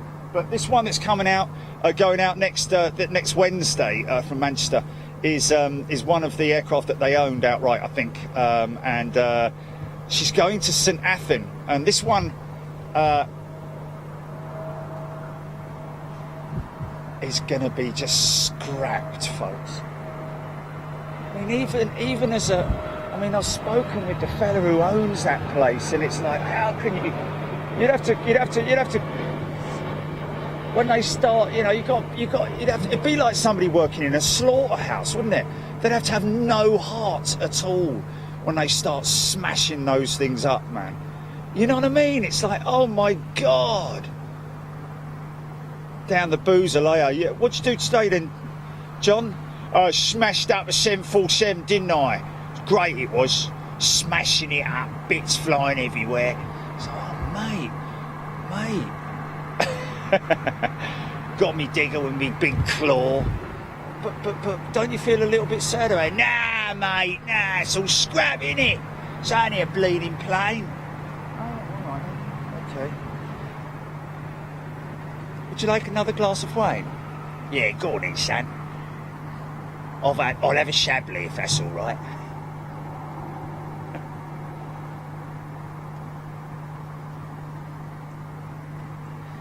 James Stevens saying that speaking of throwbacks, he really enjoyed the Dublin video, which was from February last year. Well, folks, we're going to be doing best bits starting this month, which is basically a get-together of all of us. We go live like we have done, you know, with the quiz before. We basically all sit down together or stand up, whatever you want to do, whatever your preference is, and we all get together in a little rowing boat and have an evening of best bits on Big Jet TV. What were your favourite parts of the month? I'm trying to grab that little bit. But when you send in your requests, folks, you must say which show it was and what date it was and what part of that show.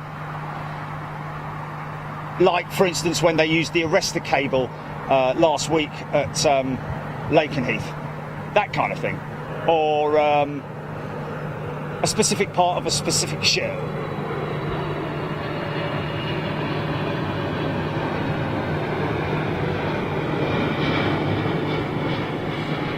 And then Throwback Thursday, we're going to be looking at because something that you guys have got to see, because there's going to be a big load of you folks who've become members on Big Jet TV. There's the thermal. That's the thermal again, look. Wow.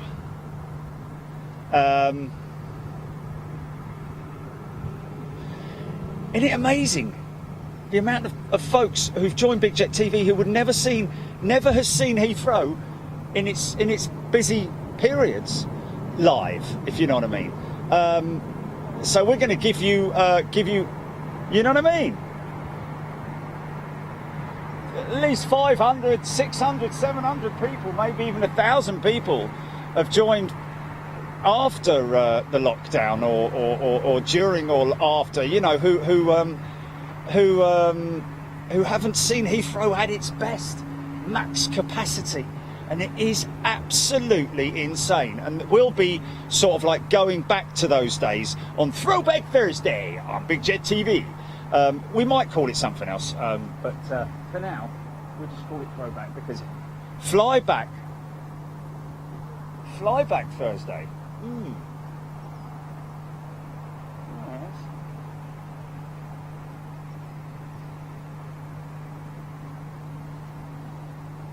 We've got a new member, Wendy White. Welcome, Wendy.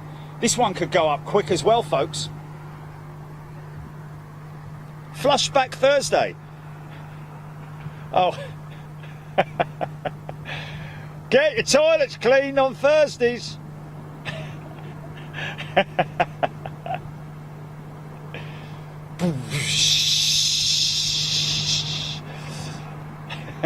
A vacation.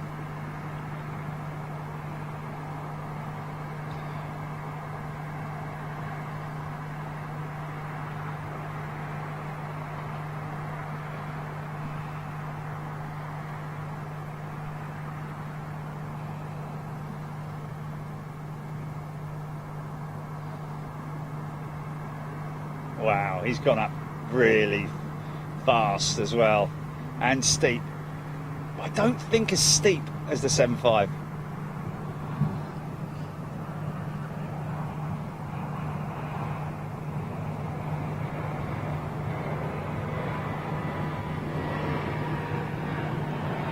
Leveling out.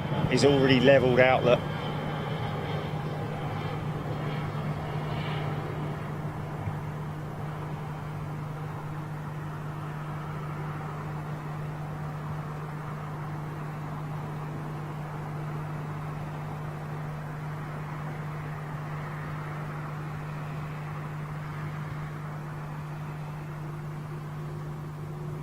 See, that was a greaser, and yet there's still quite a lot of tyre smoke.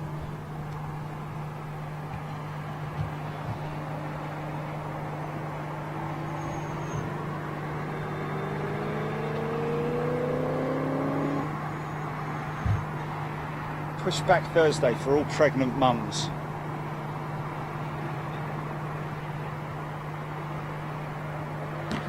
No. Switchback Thursday. Hold tight, hold tight. Fly down Thursdays. Okay. We're getting the exit. We're getting the throttle back Thursday. Yes, yes.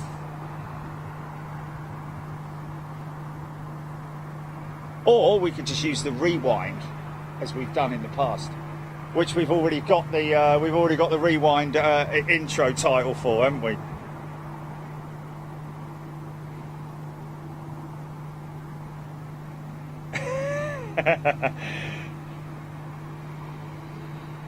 Tia Golvin, flipping Eck Thursday.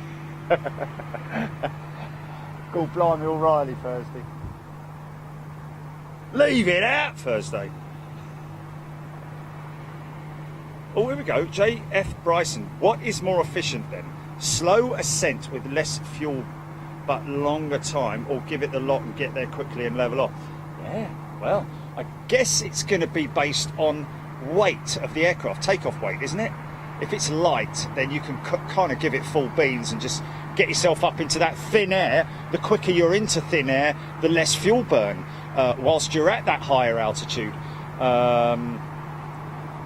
Whereas a long, steady climb out with a full aircraft is going to burn more fuel, I would have thought. Would I be right in saying that, JF Bryson?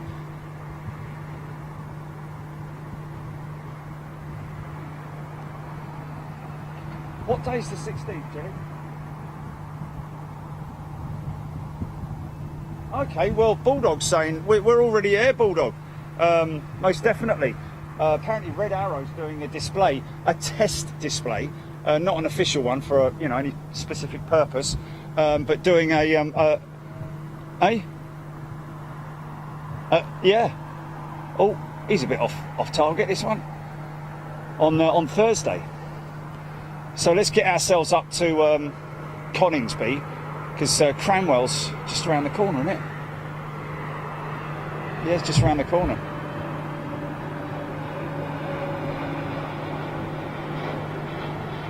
It's one of the satellite bases, I think, in the World War II. What? Mind you, I don't know actually. I think Cranwell. Wasn't Cranwell one of the sort of like training, one of the RAF training stations or something like that? Back in the war. No, sit it down, son. Sit it down. It's not far from Coningsby, is it? It's just up the road. Okay, so that's got to be worth doing then, isn't it? Hey, on Thursday? Come on, son, where are you?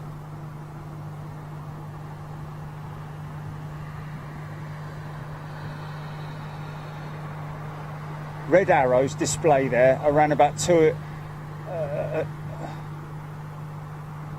Hold on.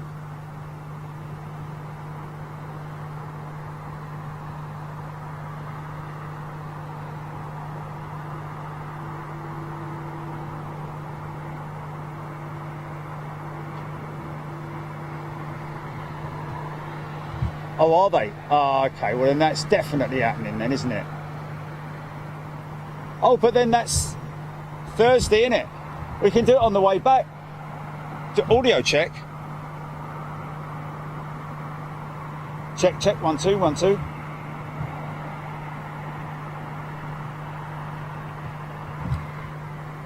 Humming. Oh, okay.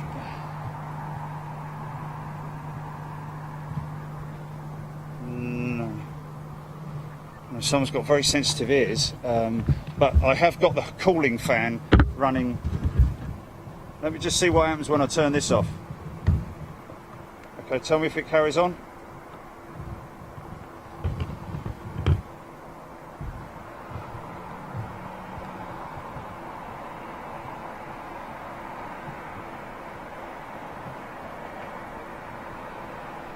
Oh, for God's sake. It was that noticeable then, was it? Flipping heck, man. I always have that cooler fan running, man. Yeah. I always have that cooler fan running. I've got to run a cooler fan on the Bond.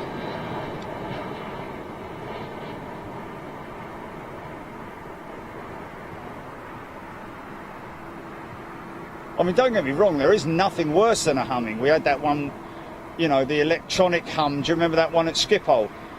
Which we weren't aware of. No, man, no. No, it can't be the aircon. I can't hear the aircon. I've just put it back on. I've just put the fan back on.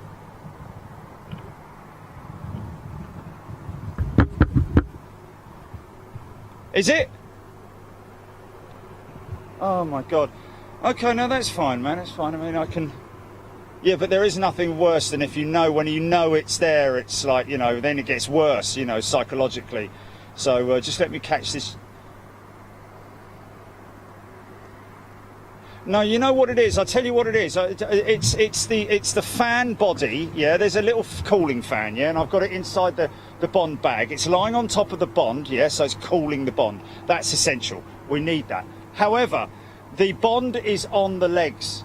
And the legs are attached to the obviously the mic clamp is attached to the legs, so the vibration of the humming of the fan is seeping through the body. Like if I take this off of here, it'll go. Look, listen now.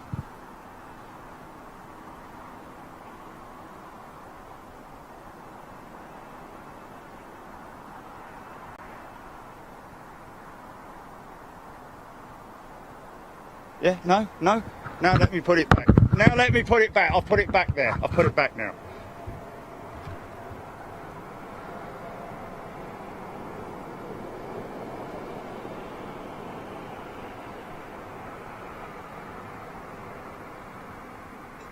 You can't notice it. You're obviously not. Yeah, I know, man. It's not like we're in a silent room with no audio going, no background noise, and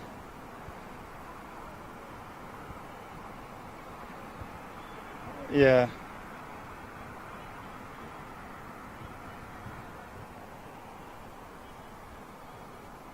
So this guy will make a right-hand turn, I think.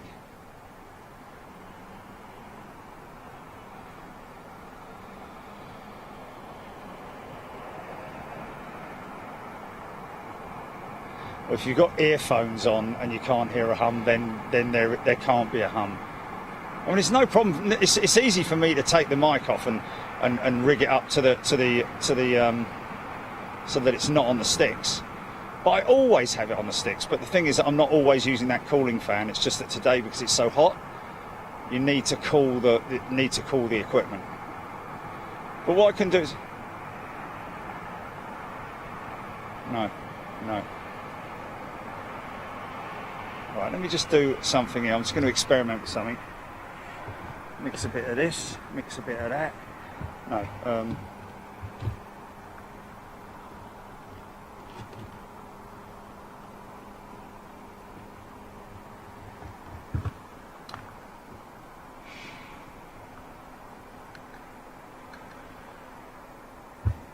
Why isn't that?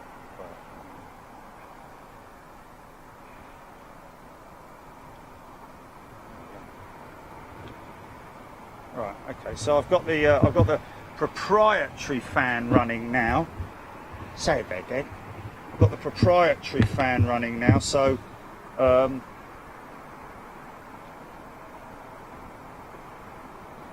What about the person who brought it up in the first place? Why don't we get their flipping opinion? Because that's the one we would.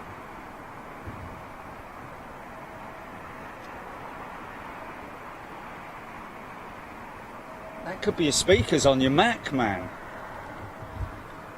Oh, here we go.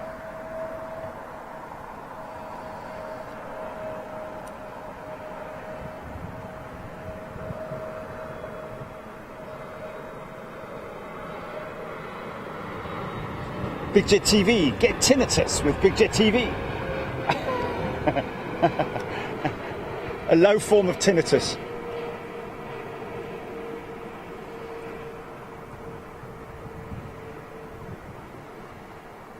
Yeah, back to the red arrows, for crying out loud.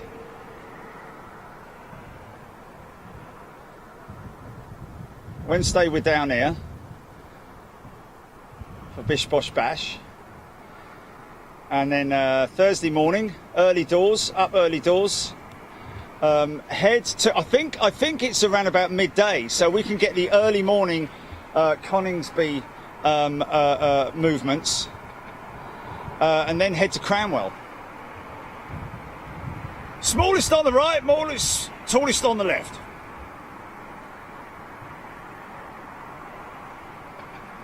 Jackie B. Okay, fair play. Jackie B's just got the... She's fine. Steve, Tinnitus Thursday. You hum it, I'll sing it. Was born under a wandering star. Was born under a wandering star.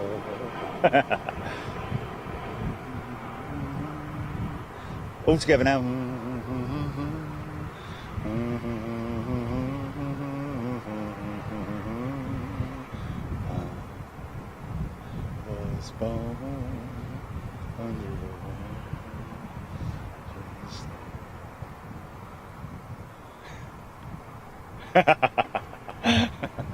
Oh, what a stupid lot we are. It's good fun though, isn't it? Hey.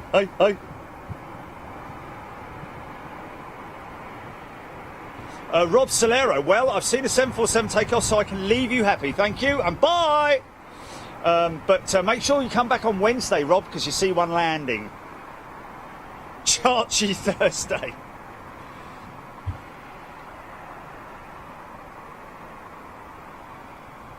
Lee Marvin. Hank Marvin, more like.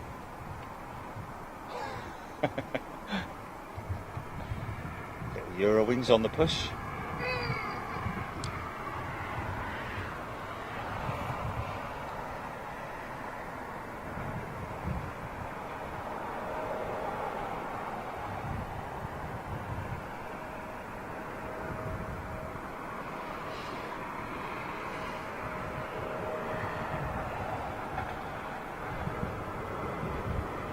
weather looking like up there on Wednesday? I think it's pretty good, isn't it, Jilly?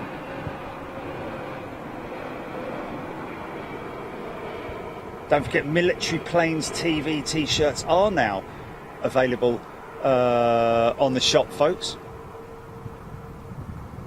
On the show, on the shop. Big Jet, that chap. Hit it. Someone sent in a video, I don't know who it was, the other day, of their kid. It was their birthday, and they wanted a t-shirt, Military Planes t-shirt, the plain one. Mel Singleton's daughter wanted, Lucy wanted a Military Planes TV t-shirt, and she got one. She got a one, and filmed her opening it as a surprise, and that must have been fantastic, man. Absolutely brilliant, man. Delighted.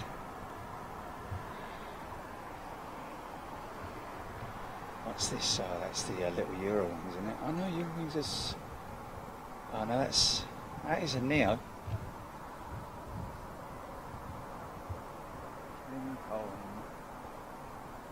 Yeah, it's pretty decent. Yeah, there we go.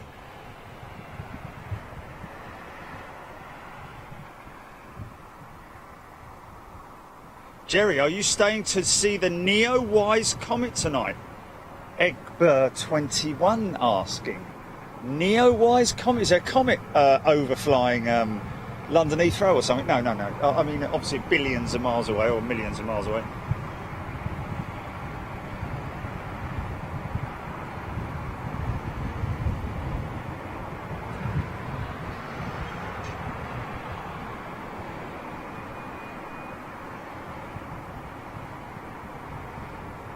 Well, I mean, the VX1's good, but it ain't that good.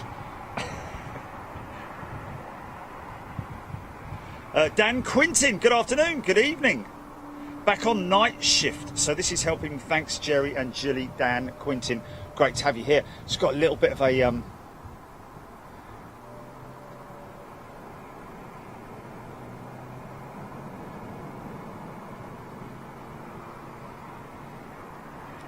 Pratt & Whitney PW, I think it's a 1100 Gs that they use on the Lufthansa 320 Neos.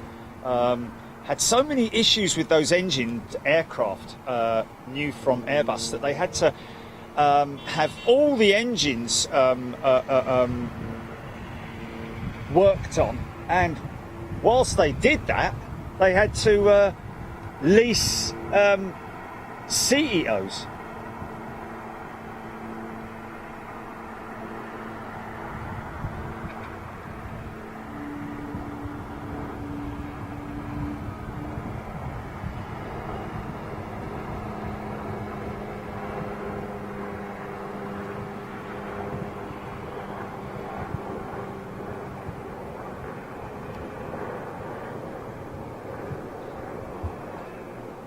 Just before dawn. Okay.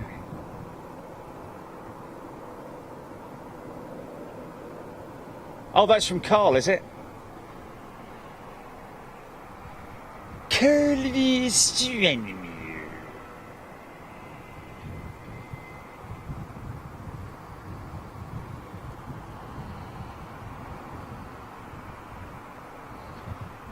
But not visible just before dawn wherever you are in the world. It's only in certain. Oh, in the UK, is it? It'll be just before the UK. Oh, just before dawn. Oh, okay. Well, that dawn is like about 3 a.m. in it, like 4 a.m. So sun up. Well, not sunrise, so to speak. I think sunrise is about 5, but the light starts at around about 4. So you'd have to be up at 2, 3 o'clock in the morning, I believe.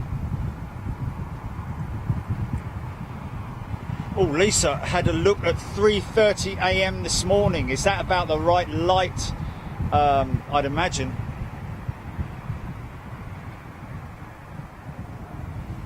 Keith Cornell's TC looking for Magnum, innit? Yeah. It was the same sort of helicopter that they used in Magnum, wasn't it? Magnum PI. Carbolic? Terry Slater. Carbolic 747. Does he possibly mean cargo logic? Is it got some kind of medical condition heading towards you? JFK to Luxembourg. It's got a jumbo with a big lump on its wing. Carbolic. Oh well, yeah, be there. Well, I'm having a look for it anyway. JFK. So he's coming from the west. We'll check for vapor trail. I'm not seeing anything at the moment. Cargolux. Wow, look how far that Eurowings has gone down to runway.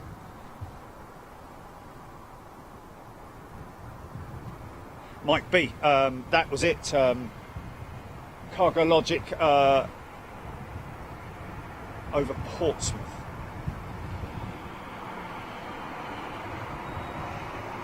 Thanks, Carl. The darkest hour is just before dawn. There we go.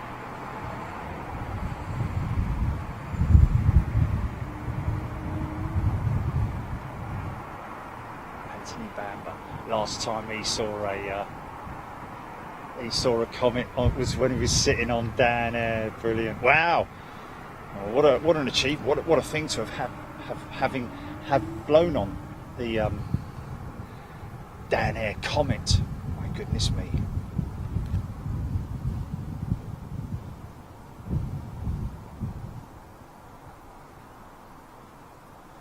Yeah, Dan Quintin, it's something that just doesn't happen because it's such a...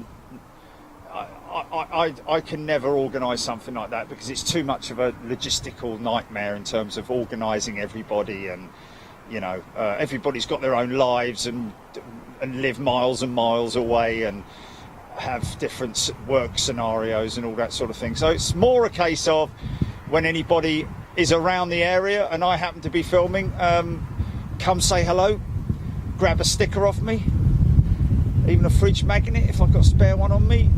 But in terms of getting a whole load of people together, it's just a bit of a logistical no-no, really.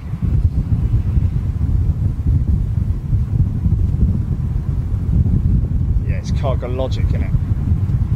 I think it might be the ex-Cargo Logic jet. Is it C-Lab?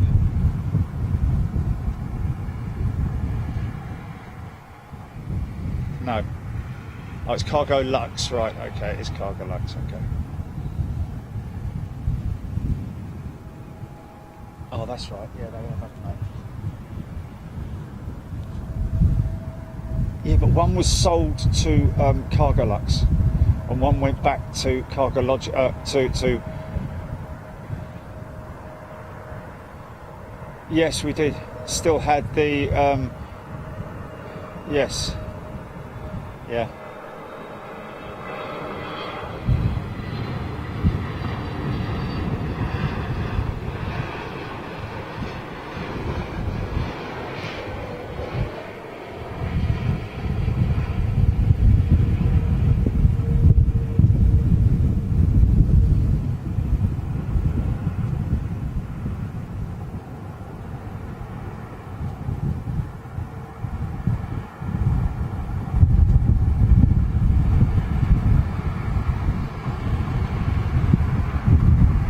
Wind's picked up. Probably would have noticed that on the mic, I'd imagine. You can see the sock is sort of horizontal, got a bit of a crosswind. Well, it's sort of like a 45-degree angled crosswind, so to speak. Interesting to see the that Dreamliner's live light on. I think she might be just about to be looks like she's hooked up to one of the tugs, so she might be going out to be actively involved in flying.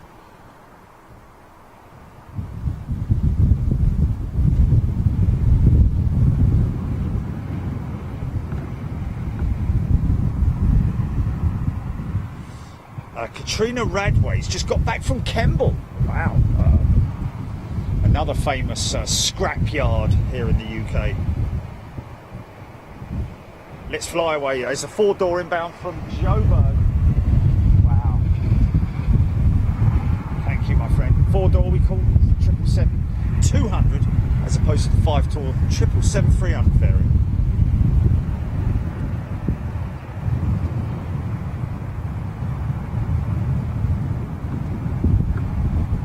Virgin Atlantic is on the runway. Gold Dalek Comic Dixon's Daniel, 200 stars coming from Daniel Jakubowski. Thank you, Daniel. Louis Silva, tuning in from Portugal. Thank you. Ross Kennedy, thanks for the unplanned Sunday show. Appreciated it all as always. Sending 50 stars. Thank you very much indeed, Ross Kennedy. Russ CT.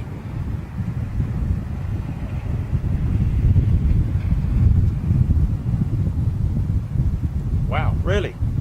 Amul Ula, thank you very much indeed. Ali Leyland. Got you and the wind coming through crystal clear. There we go. It shouldn't be too bad because I've got a very, very good quality wind blocker on the mic.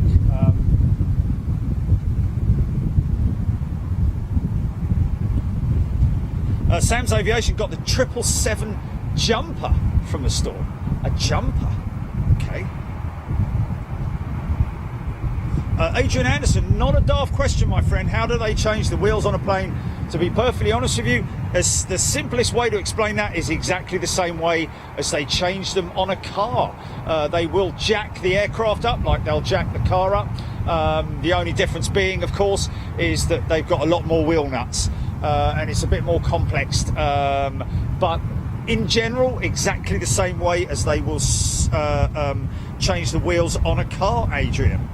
So not a daft question. If you've got any questions, folks, about aviation, about technical stuff, I'm not saying that I will know even half of it because I don't know. I've learnt so much from everybody on here as well. So, but in general, I do know things like that. In terms of changing the wheels on a plane. In fact, chances are you probably, Adrian, thought. I'd imagine that is how they do it, but just wanted to make sure that I'm right in thinking so. But yeah, so there we go. RAF Kemble used to be the home of the Red Arrows when they flew Folland Gnats all of those years ago. Steve Russell saying, wow. John Shops, jack it up and change it.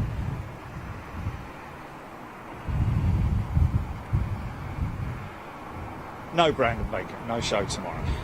No show today, they're just gone away. I said it, did it, did it. Sam Beck, back at EMA. As soon as possible, Sam, to be honest with you. As soon as I know that there is a decent movement coming in there. And of course, we've got a new contact up there in the way of JMO. And James will hopefully will get a... It's only an hour and a half's drive for me, so if we hear, for example, that IL-76 or an AN-124 is coming in, we'll get ourselves up there to film it. To be honest with you, airside is a good thing, don't get me wrong, but it is great when you're at the other side of the airfield, when you're outside the fence, you're not under so much stress in terms of feeling eyes burning holes in back of necks and things when you're filming, because you're always worried that the guys that are escorting you are sort of like thinking, come on mate, hurry up, don't you want to finish filming yet? Come on, I want to go home, It's like, and of course I don't. I want to stay there filming it all night and all day.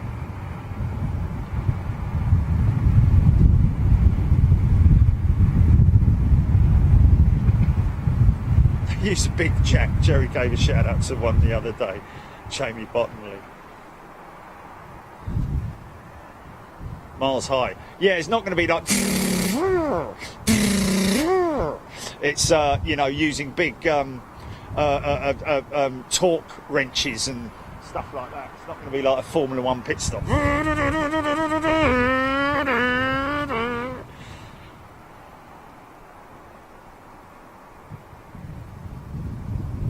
Oh, Adrian, is it the airline that changes the wheels? Yes, Adrian. In general, it will be the airline, like British Airways here or Virgin Atlantic. If, for example,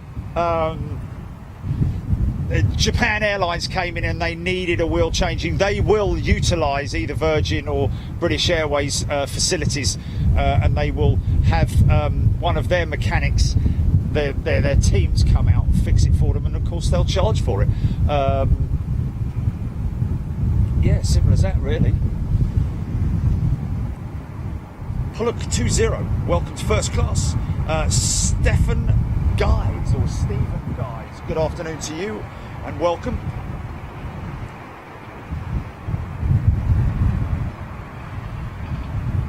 Colin McCann, how does such a powerful engine attach to the wing on a plane? Well, Colin, interesting that you should say that, and believe it or not, without wanting to frighten anyone, it's literally a couple of bolts. I mean, it's a little bit more sophisticated than that, but literally the engine hangs off of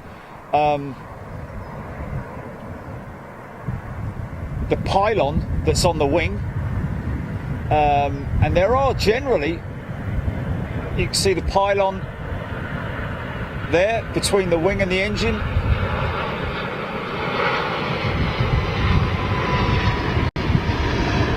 Set big feet, big 4-door on alert. This is the one in from Joburg. Let's catch the watch the aircraft sink down on its undercarriage when it touches down. Back wheels of the main's going to touch first. They're very quickly behind that. Will be the front wheels. Boom, boom! Look at that! Wow! Yeah, she sinks down, man. All that weight going down. Highly sophisticated suspension, very well tuned suspension on these aircraft, of course. Nothing as sophisticated, of course, as the as your performance car or anything like that, but obviously it's all about slow speed or high speed compression, I would imagine, on the struts themselves. It's all about slowing that compression down and taking all the pressure off of it, rather than being bouncy, if you know what I mean.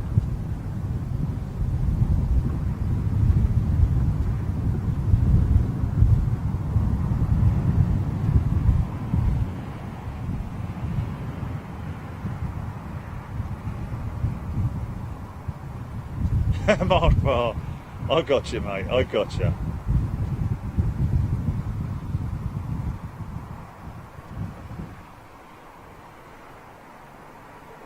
John Bolland loving that. Nice close shot. I do like the tight shots, man. I like the technical stuff. See, literally right through that engine, man.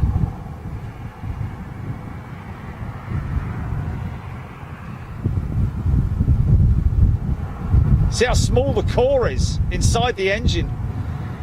And now that gives you a good idea of why the fan blade. It's the fan blades that are the reason for the big engine cowls. The core is relatively small inside the engine, and they've got them much smaller on these modern jets. Look at the overflow, man. Look at the overflow. It's not something you see very often, man. The overflow on that engine.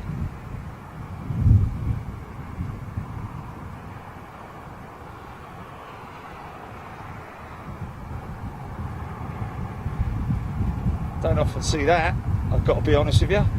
Normally see a little bit of overflow when she's idling on the runway. Trent 1000 and the XWBs, something that we're used to seeing, and that's perfectly normal. But I've never seen the vortex being dragged back into the engine, or actually whichever route it was going. It looked to me like it was going back into the engine. But Sean Truman, welcome. Pollock 20.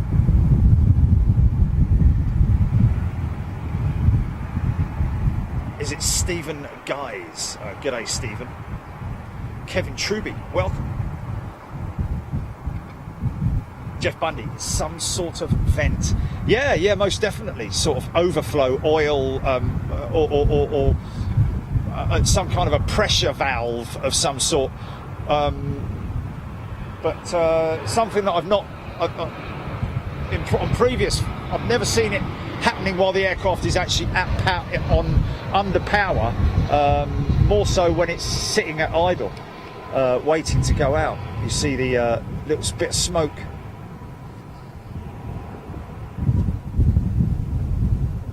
I'm sure it's normal. Just maybe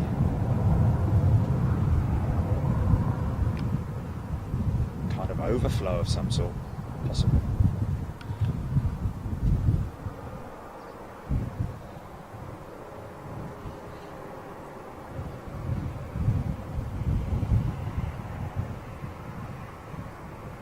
John Shops as a rep agent, the red beacon is definitely the safest. Okay, my friend.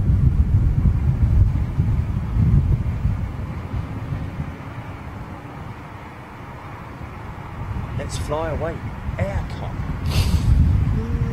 Well, the aircon oxygen intakes are at the front and at the rear. Of the 787, I know that. Jeff Bundy, yes, could be something as simple as that. Just overspill, just a slight oil overspill, but who knows? David Curtis, it's a breather.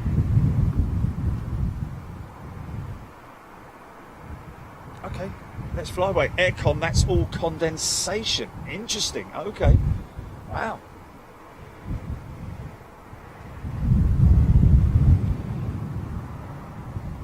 Maybe they put some Red X in the tank. Stee 1972. That's a great one, isn't it? I don't think you need to do that anymore. I think fuels in general are clean, even diesel nowadays. I think the major manufacturers, the likes of BP and Esso and Shell and all those guys, quite advanced on their fuels in terms of, you know, dirty fuel agents. You dirty fuel agent. Tell you what, wind is like, you know, is constant now, which is good. Don't get me wrong. You know, there's nothing wrong with it. It's just as the sun comes towards dipping below the horizon, the temperature will drop before it gets dark. I'm guessing you're saying. High air shot. Before it gets dark.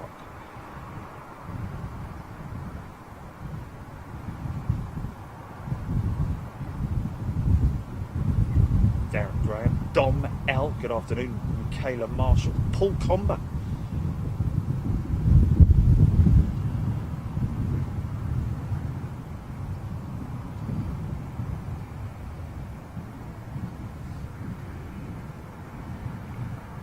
Ha ha!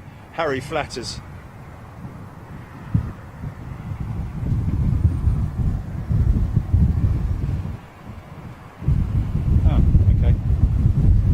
So I'm offending by someone by having a little bit of light-hearted banter. What about when they turn up on your land and just leave litter all over your land and just don't give a damn about you or anybody else around them? You know, just plonk themselves where they like. You know what I mean? And don't pay any tax. What you know? Who's offending who here? You know.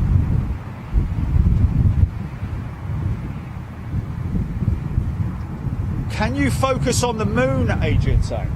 I can't actually see the bleeding moon. Is it?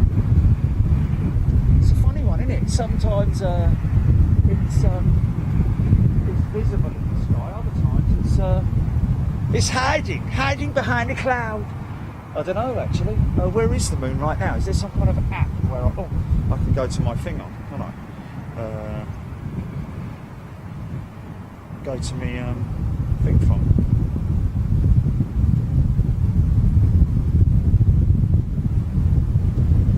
Star Wars.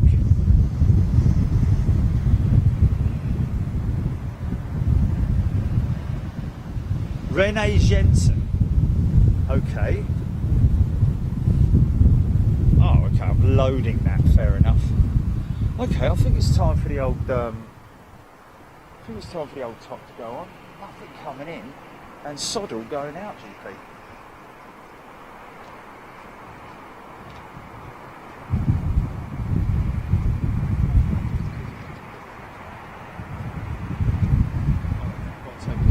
Got to take the headset off to put the top on.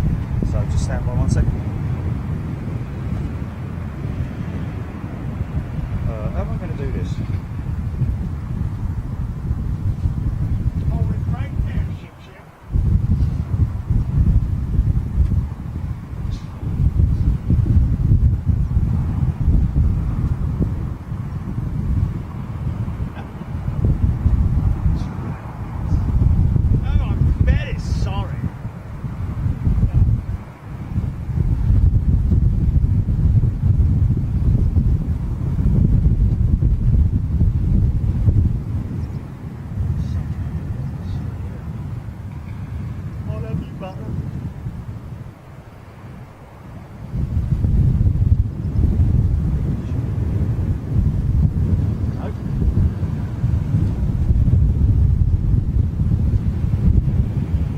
Hello? Okay, Darren Graves just had his pizza delivered to Myrtle Avenue. Fair play.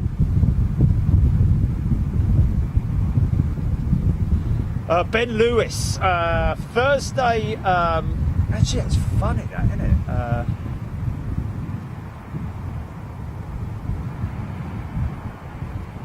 Quite busy on Thursday at EMA. Why are you saying that, Ben? Can you give us some insider information?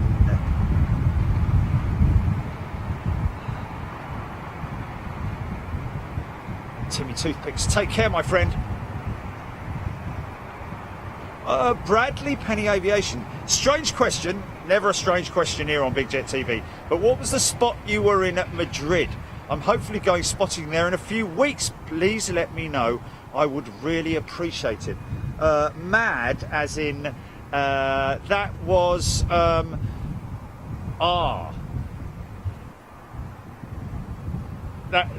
was the yeah. You can you look at that on Spotter Guide, Jenny? You'd be able to find that, wouldn't you? Yeah, we'll find it in a second, my friend. Mark Barr, thank you very much indeed. Paul Skilling, it has picked up wind. Okay. Moonrise at 24:06. Do you mean 02:06? 01:06. Number 8 on Spotter Guide, my friend. Somebody asking me there. Bradley, it is spotterguide.net, and you want to go to Madrid and then go to Spotter Guide position number 8. Now, I warn you, if you do go there, you can get a cab there, but getting one back is very, very tricky because you can't use Uber. I actually went to the car hire place just on the near to where that spotter place is, and they very kindly ordered a cab for me from there. So little bit fiddly in terms of getting back from there. Getting there is fine because you can obviously position it on your Uber map. But order.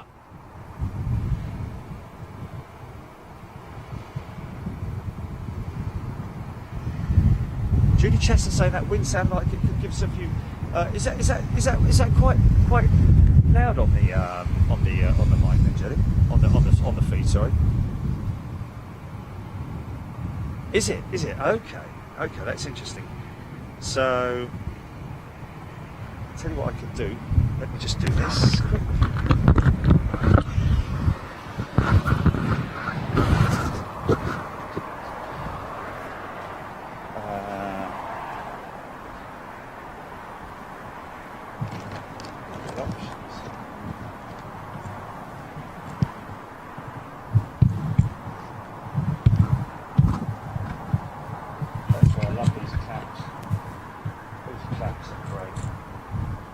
Hey! I like a good clap, mate. What hour a clap? What's that like? Is that still... That should be more directional towards me now. I don't really know. Hold on a minute. Is that any better? Check. 1 2 1 2. Alan Taylor, welcome to Economy. Welcome, Alan. Oh, Ali Lane and I would have loved to have been at RF Coningsby yesterday to see the Lancashire. It was out yesterday as well. Flipping Nora. I bet you we're going to miss it. I bet you we miss it on... Oh, it was yesterday. Okay. It was yesterday, right, okay. Well, hopefully they might roll her out on Thursday.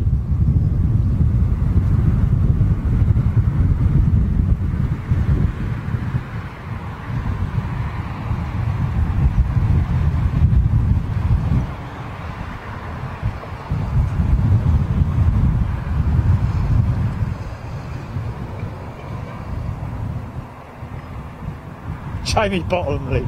Jerry will get back to the van, it will be on bricks. Brilliant. Ting Tong John saying there's 2 bangers having a race across the sea.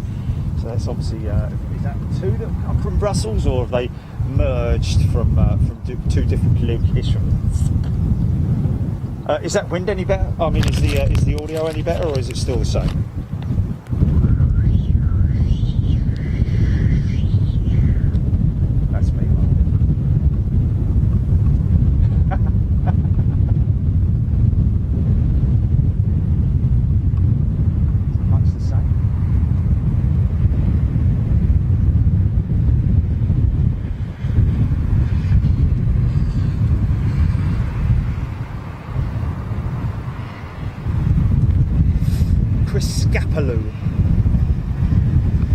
Steve Rogers, what time is the Virgin 747 arriving at Heathrow on Wednesday? Be around about 5 o'clock in the evening, I think. Obviously it doesn't take that long to get here from Manchester, and I believe that it's departing Manchester about 4:40 or something like that.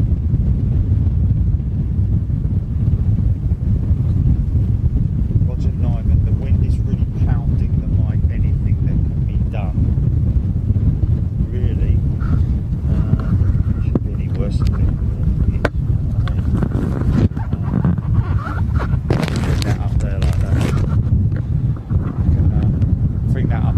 See if that's any better. I don't really. Is that any better? Because that is now sort of like, you know, should be a little bit more.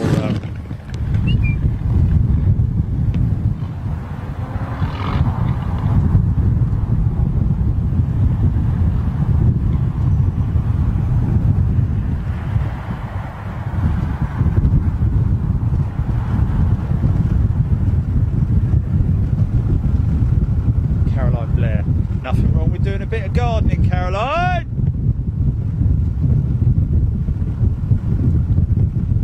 Claire Colvin, thank you.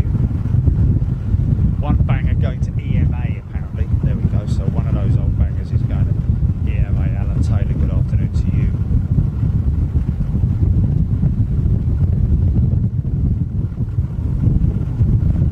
Yeah, it's not a lot you can do about wind, obviously. Tablets. Well, to be honest, it's 8:05. It's Friday, and it's cracker. No, it's only joking.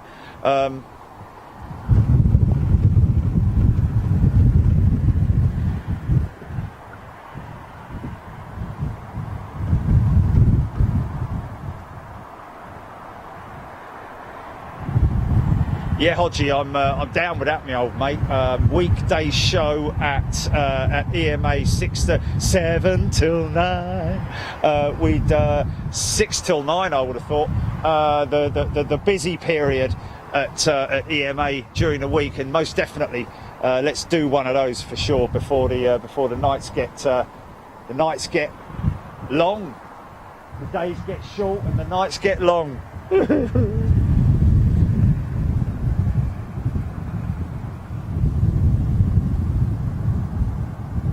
Phoebe Stern is very windy, struggling to hear Jerry. Blimey, I can't get the mic anywhere near me. Is that any better, Phoebe? Is that any better?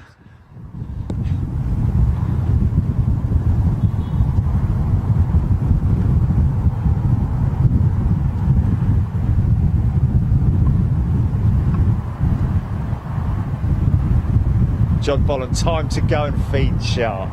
Oh, easy. My little bear with his parachute.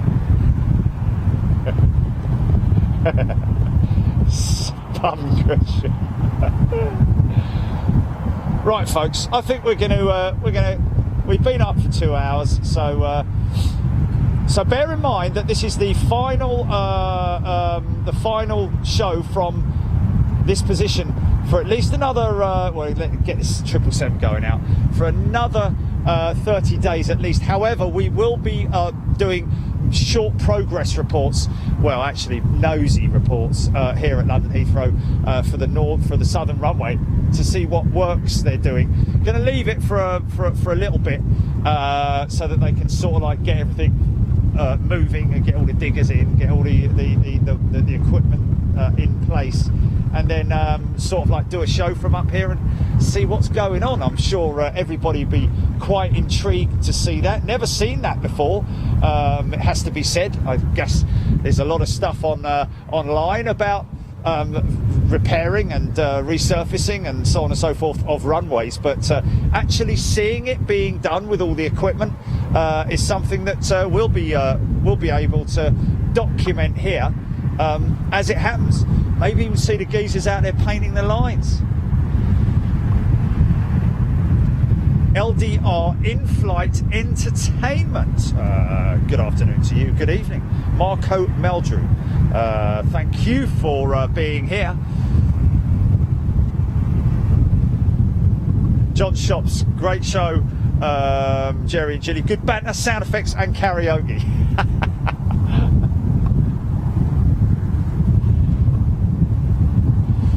Bradley, tuning in from Charlotte, North Carolina.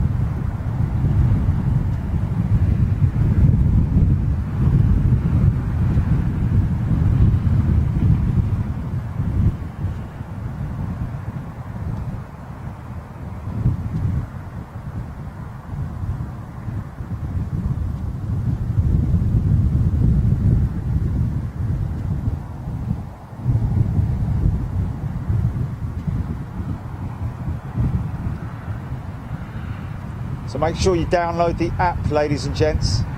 We wouldn't want you to miss anything. You get a live show update alert if we're going to go live.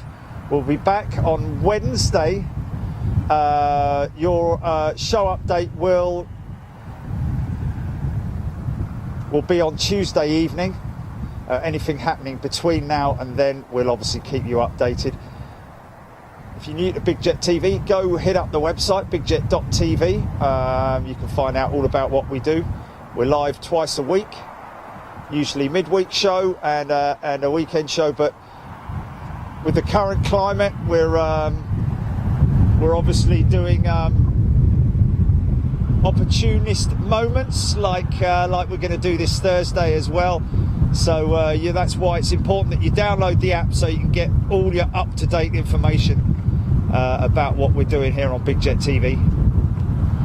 And of course, it's been an absolute pleasure. Look at that big, beautiful wing flex on that 777. I think at that stage of flight, the wings are flexed as much as the Dreamliner. Certainly seen that from behind. An example of it, anyway. Wow. Wow.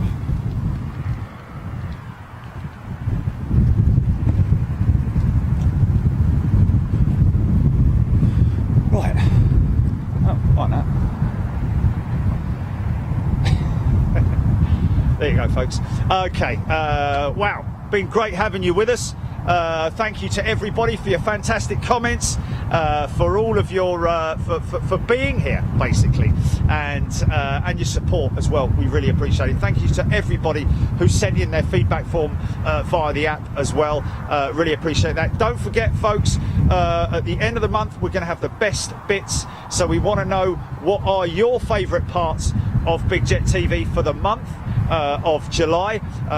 You might want to wait. You might already have one, but if you do have one, make sure you tell us which show it was from and what it was that you want to see, and send that to bestbits, bestbits, at bigjet.tv, and we will catch up with you, all you folks, you wonderful guys, on Wednesday.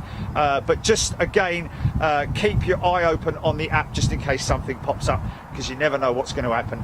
But bottom line is that we're on a planning mission on Monday and Tuesday. So Wednesday we're going to be here live at Heathrow, over there at the Renaissance, for the arrival of the 747, Virgin 747, and of course the arrival of Emirates A380, welcoming Emirates back to London Heathrow with their A380. And I'm sure there's something else happening, isn't there, Gilly? Isn't there something else happening? I don't know. On Thursday at Heathrow, it was two things. It was three things. Anyway, I'm sure we'll think about it. On Wednesday, yes, sorry, Wednesday. And then on Thursday, we're going to be up at Coningsby stroke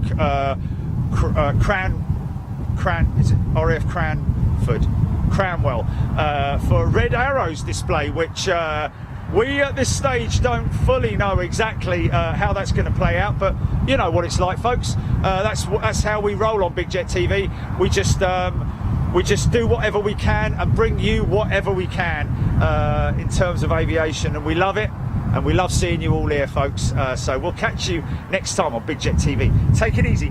Enjoy the rest of your evening, and enjoy your day if you're in the United States of America. And of course, enjoy your day if you're wherever you are, or your evening, or whatever you. But good to the animals as well. See you later. Bye.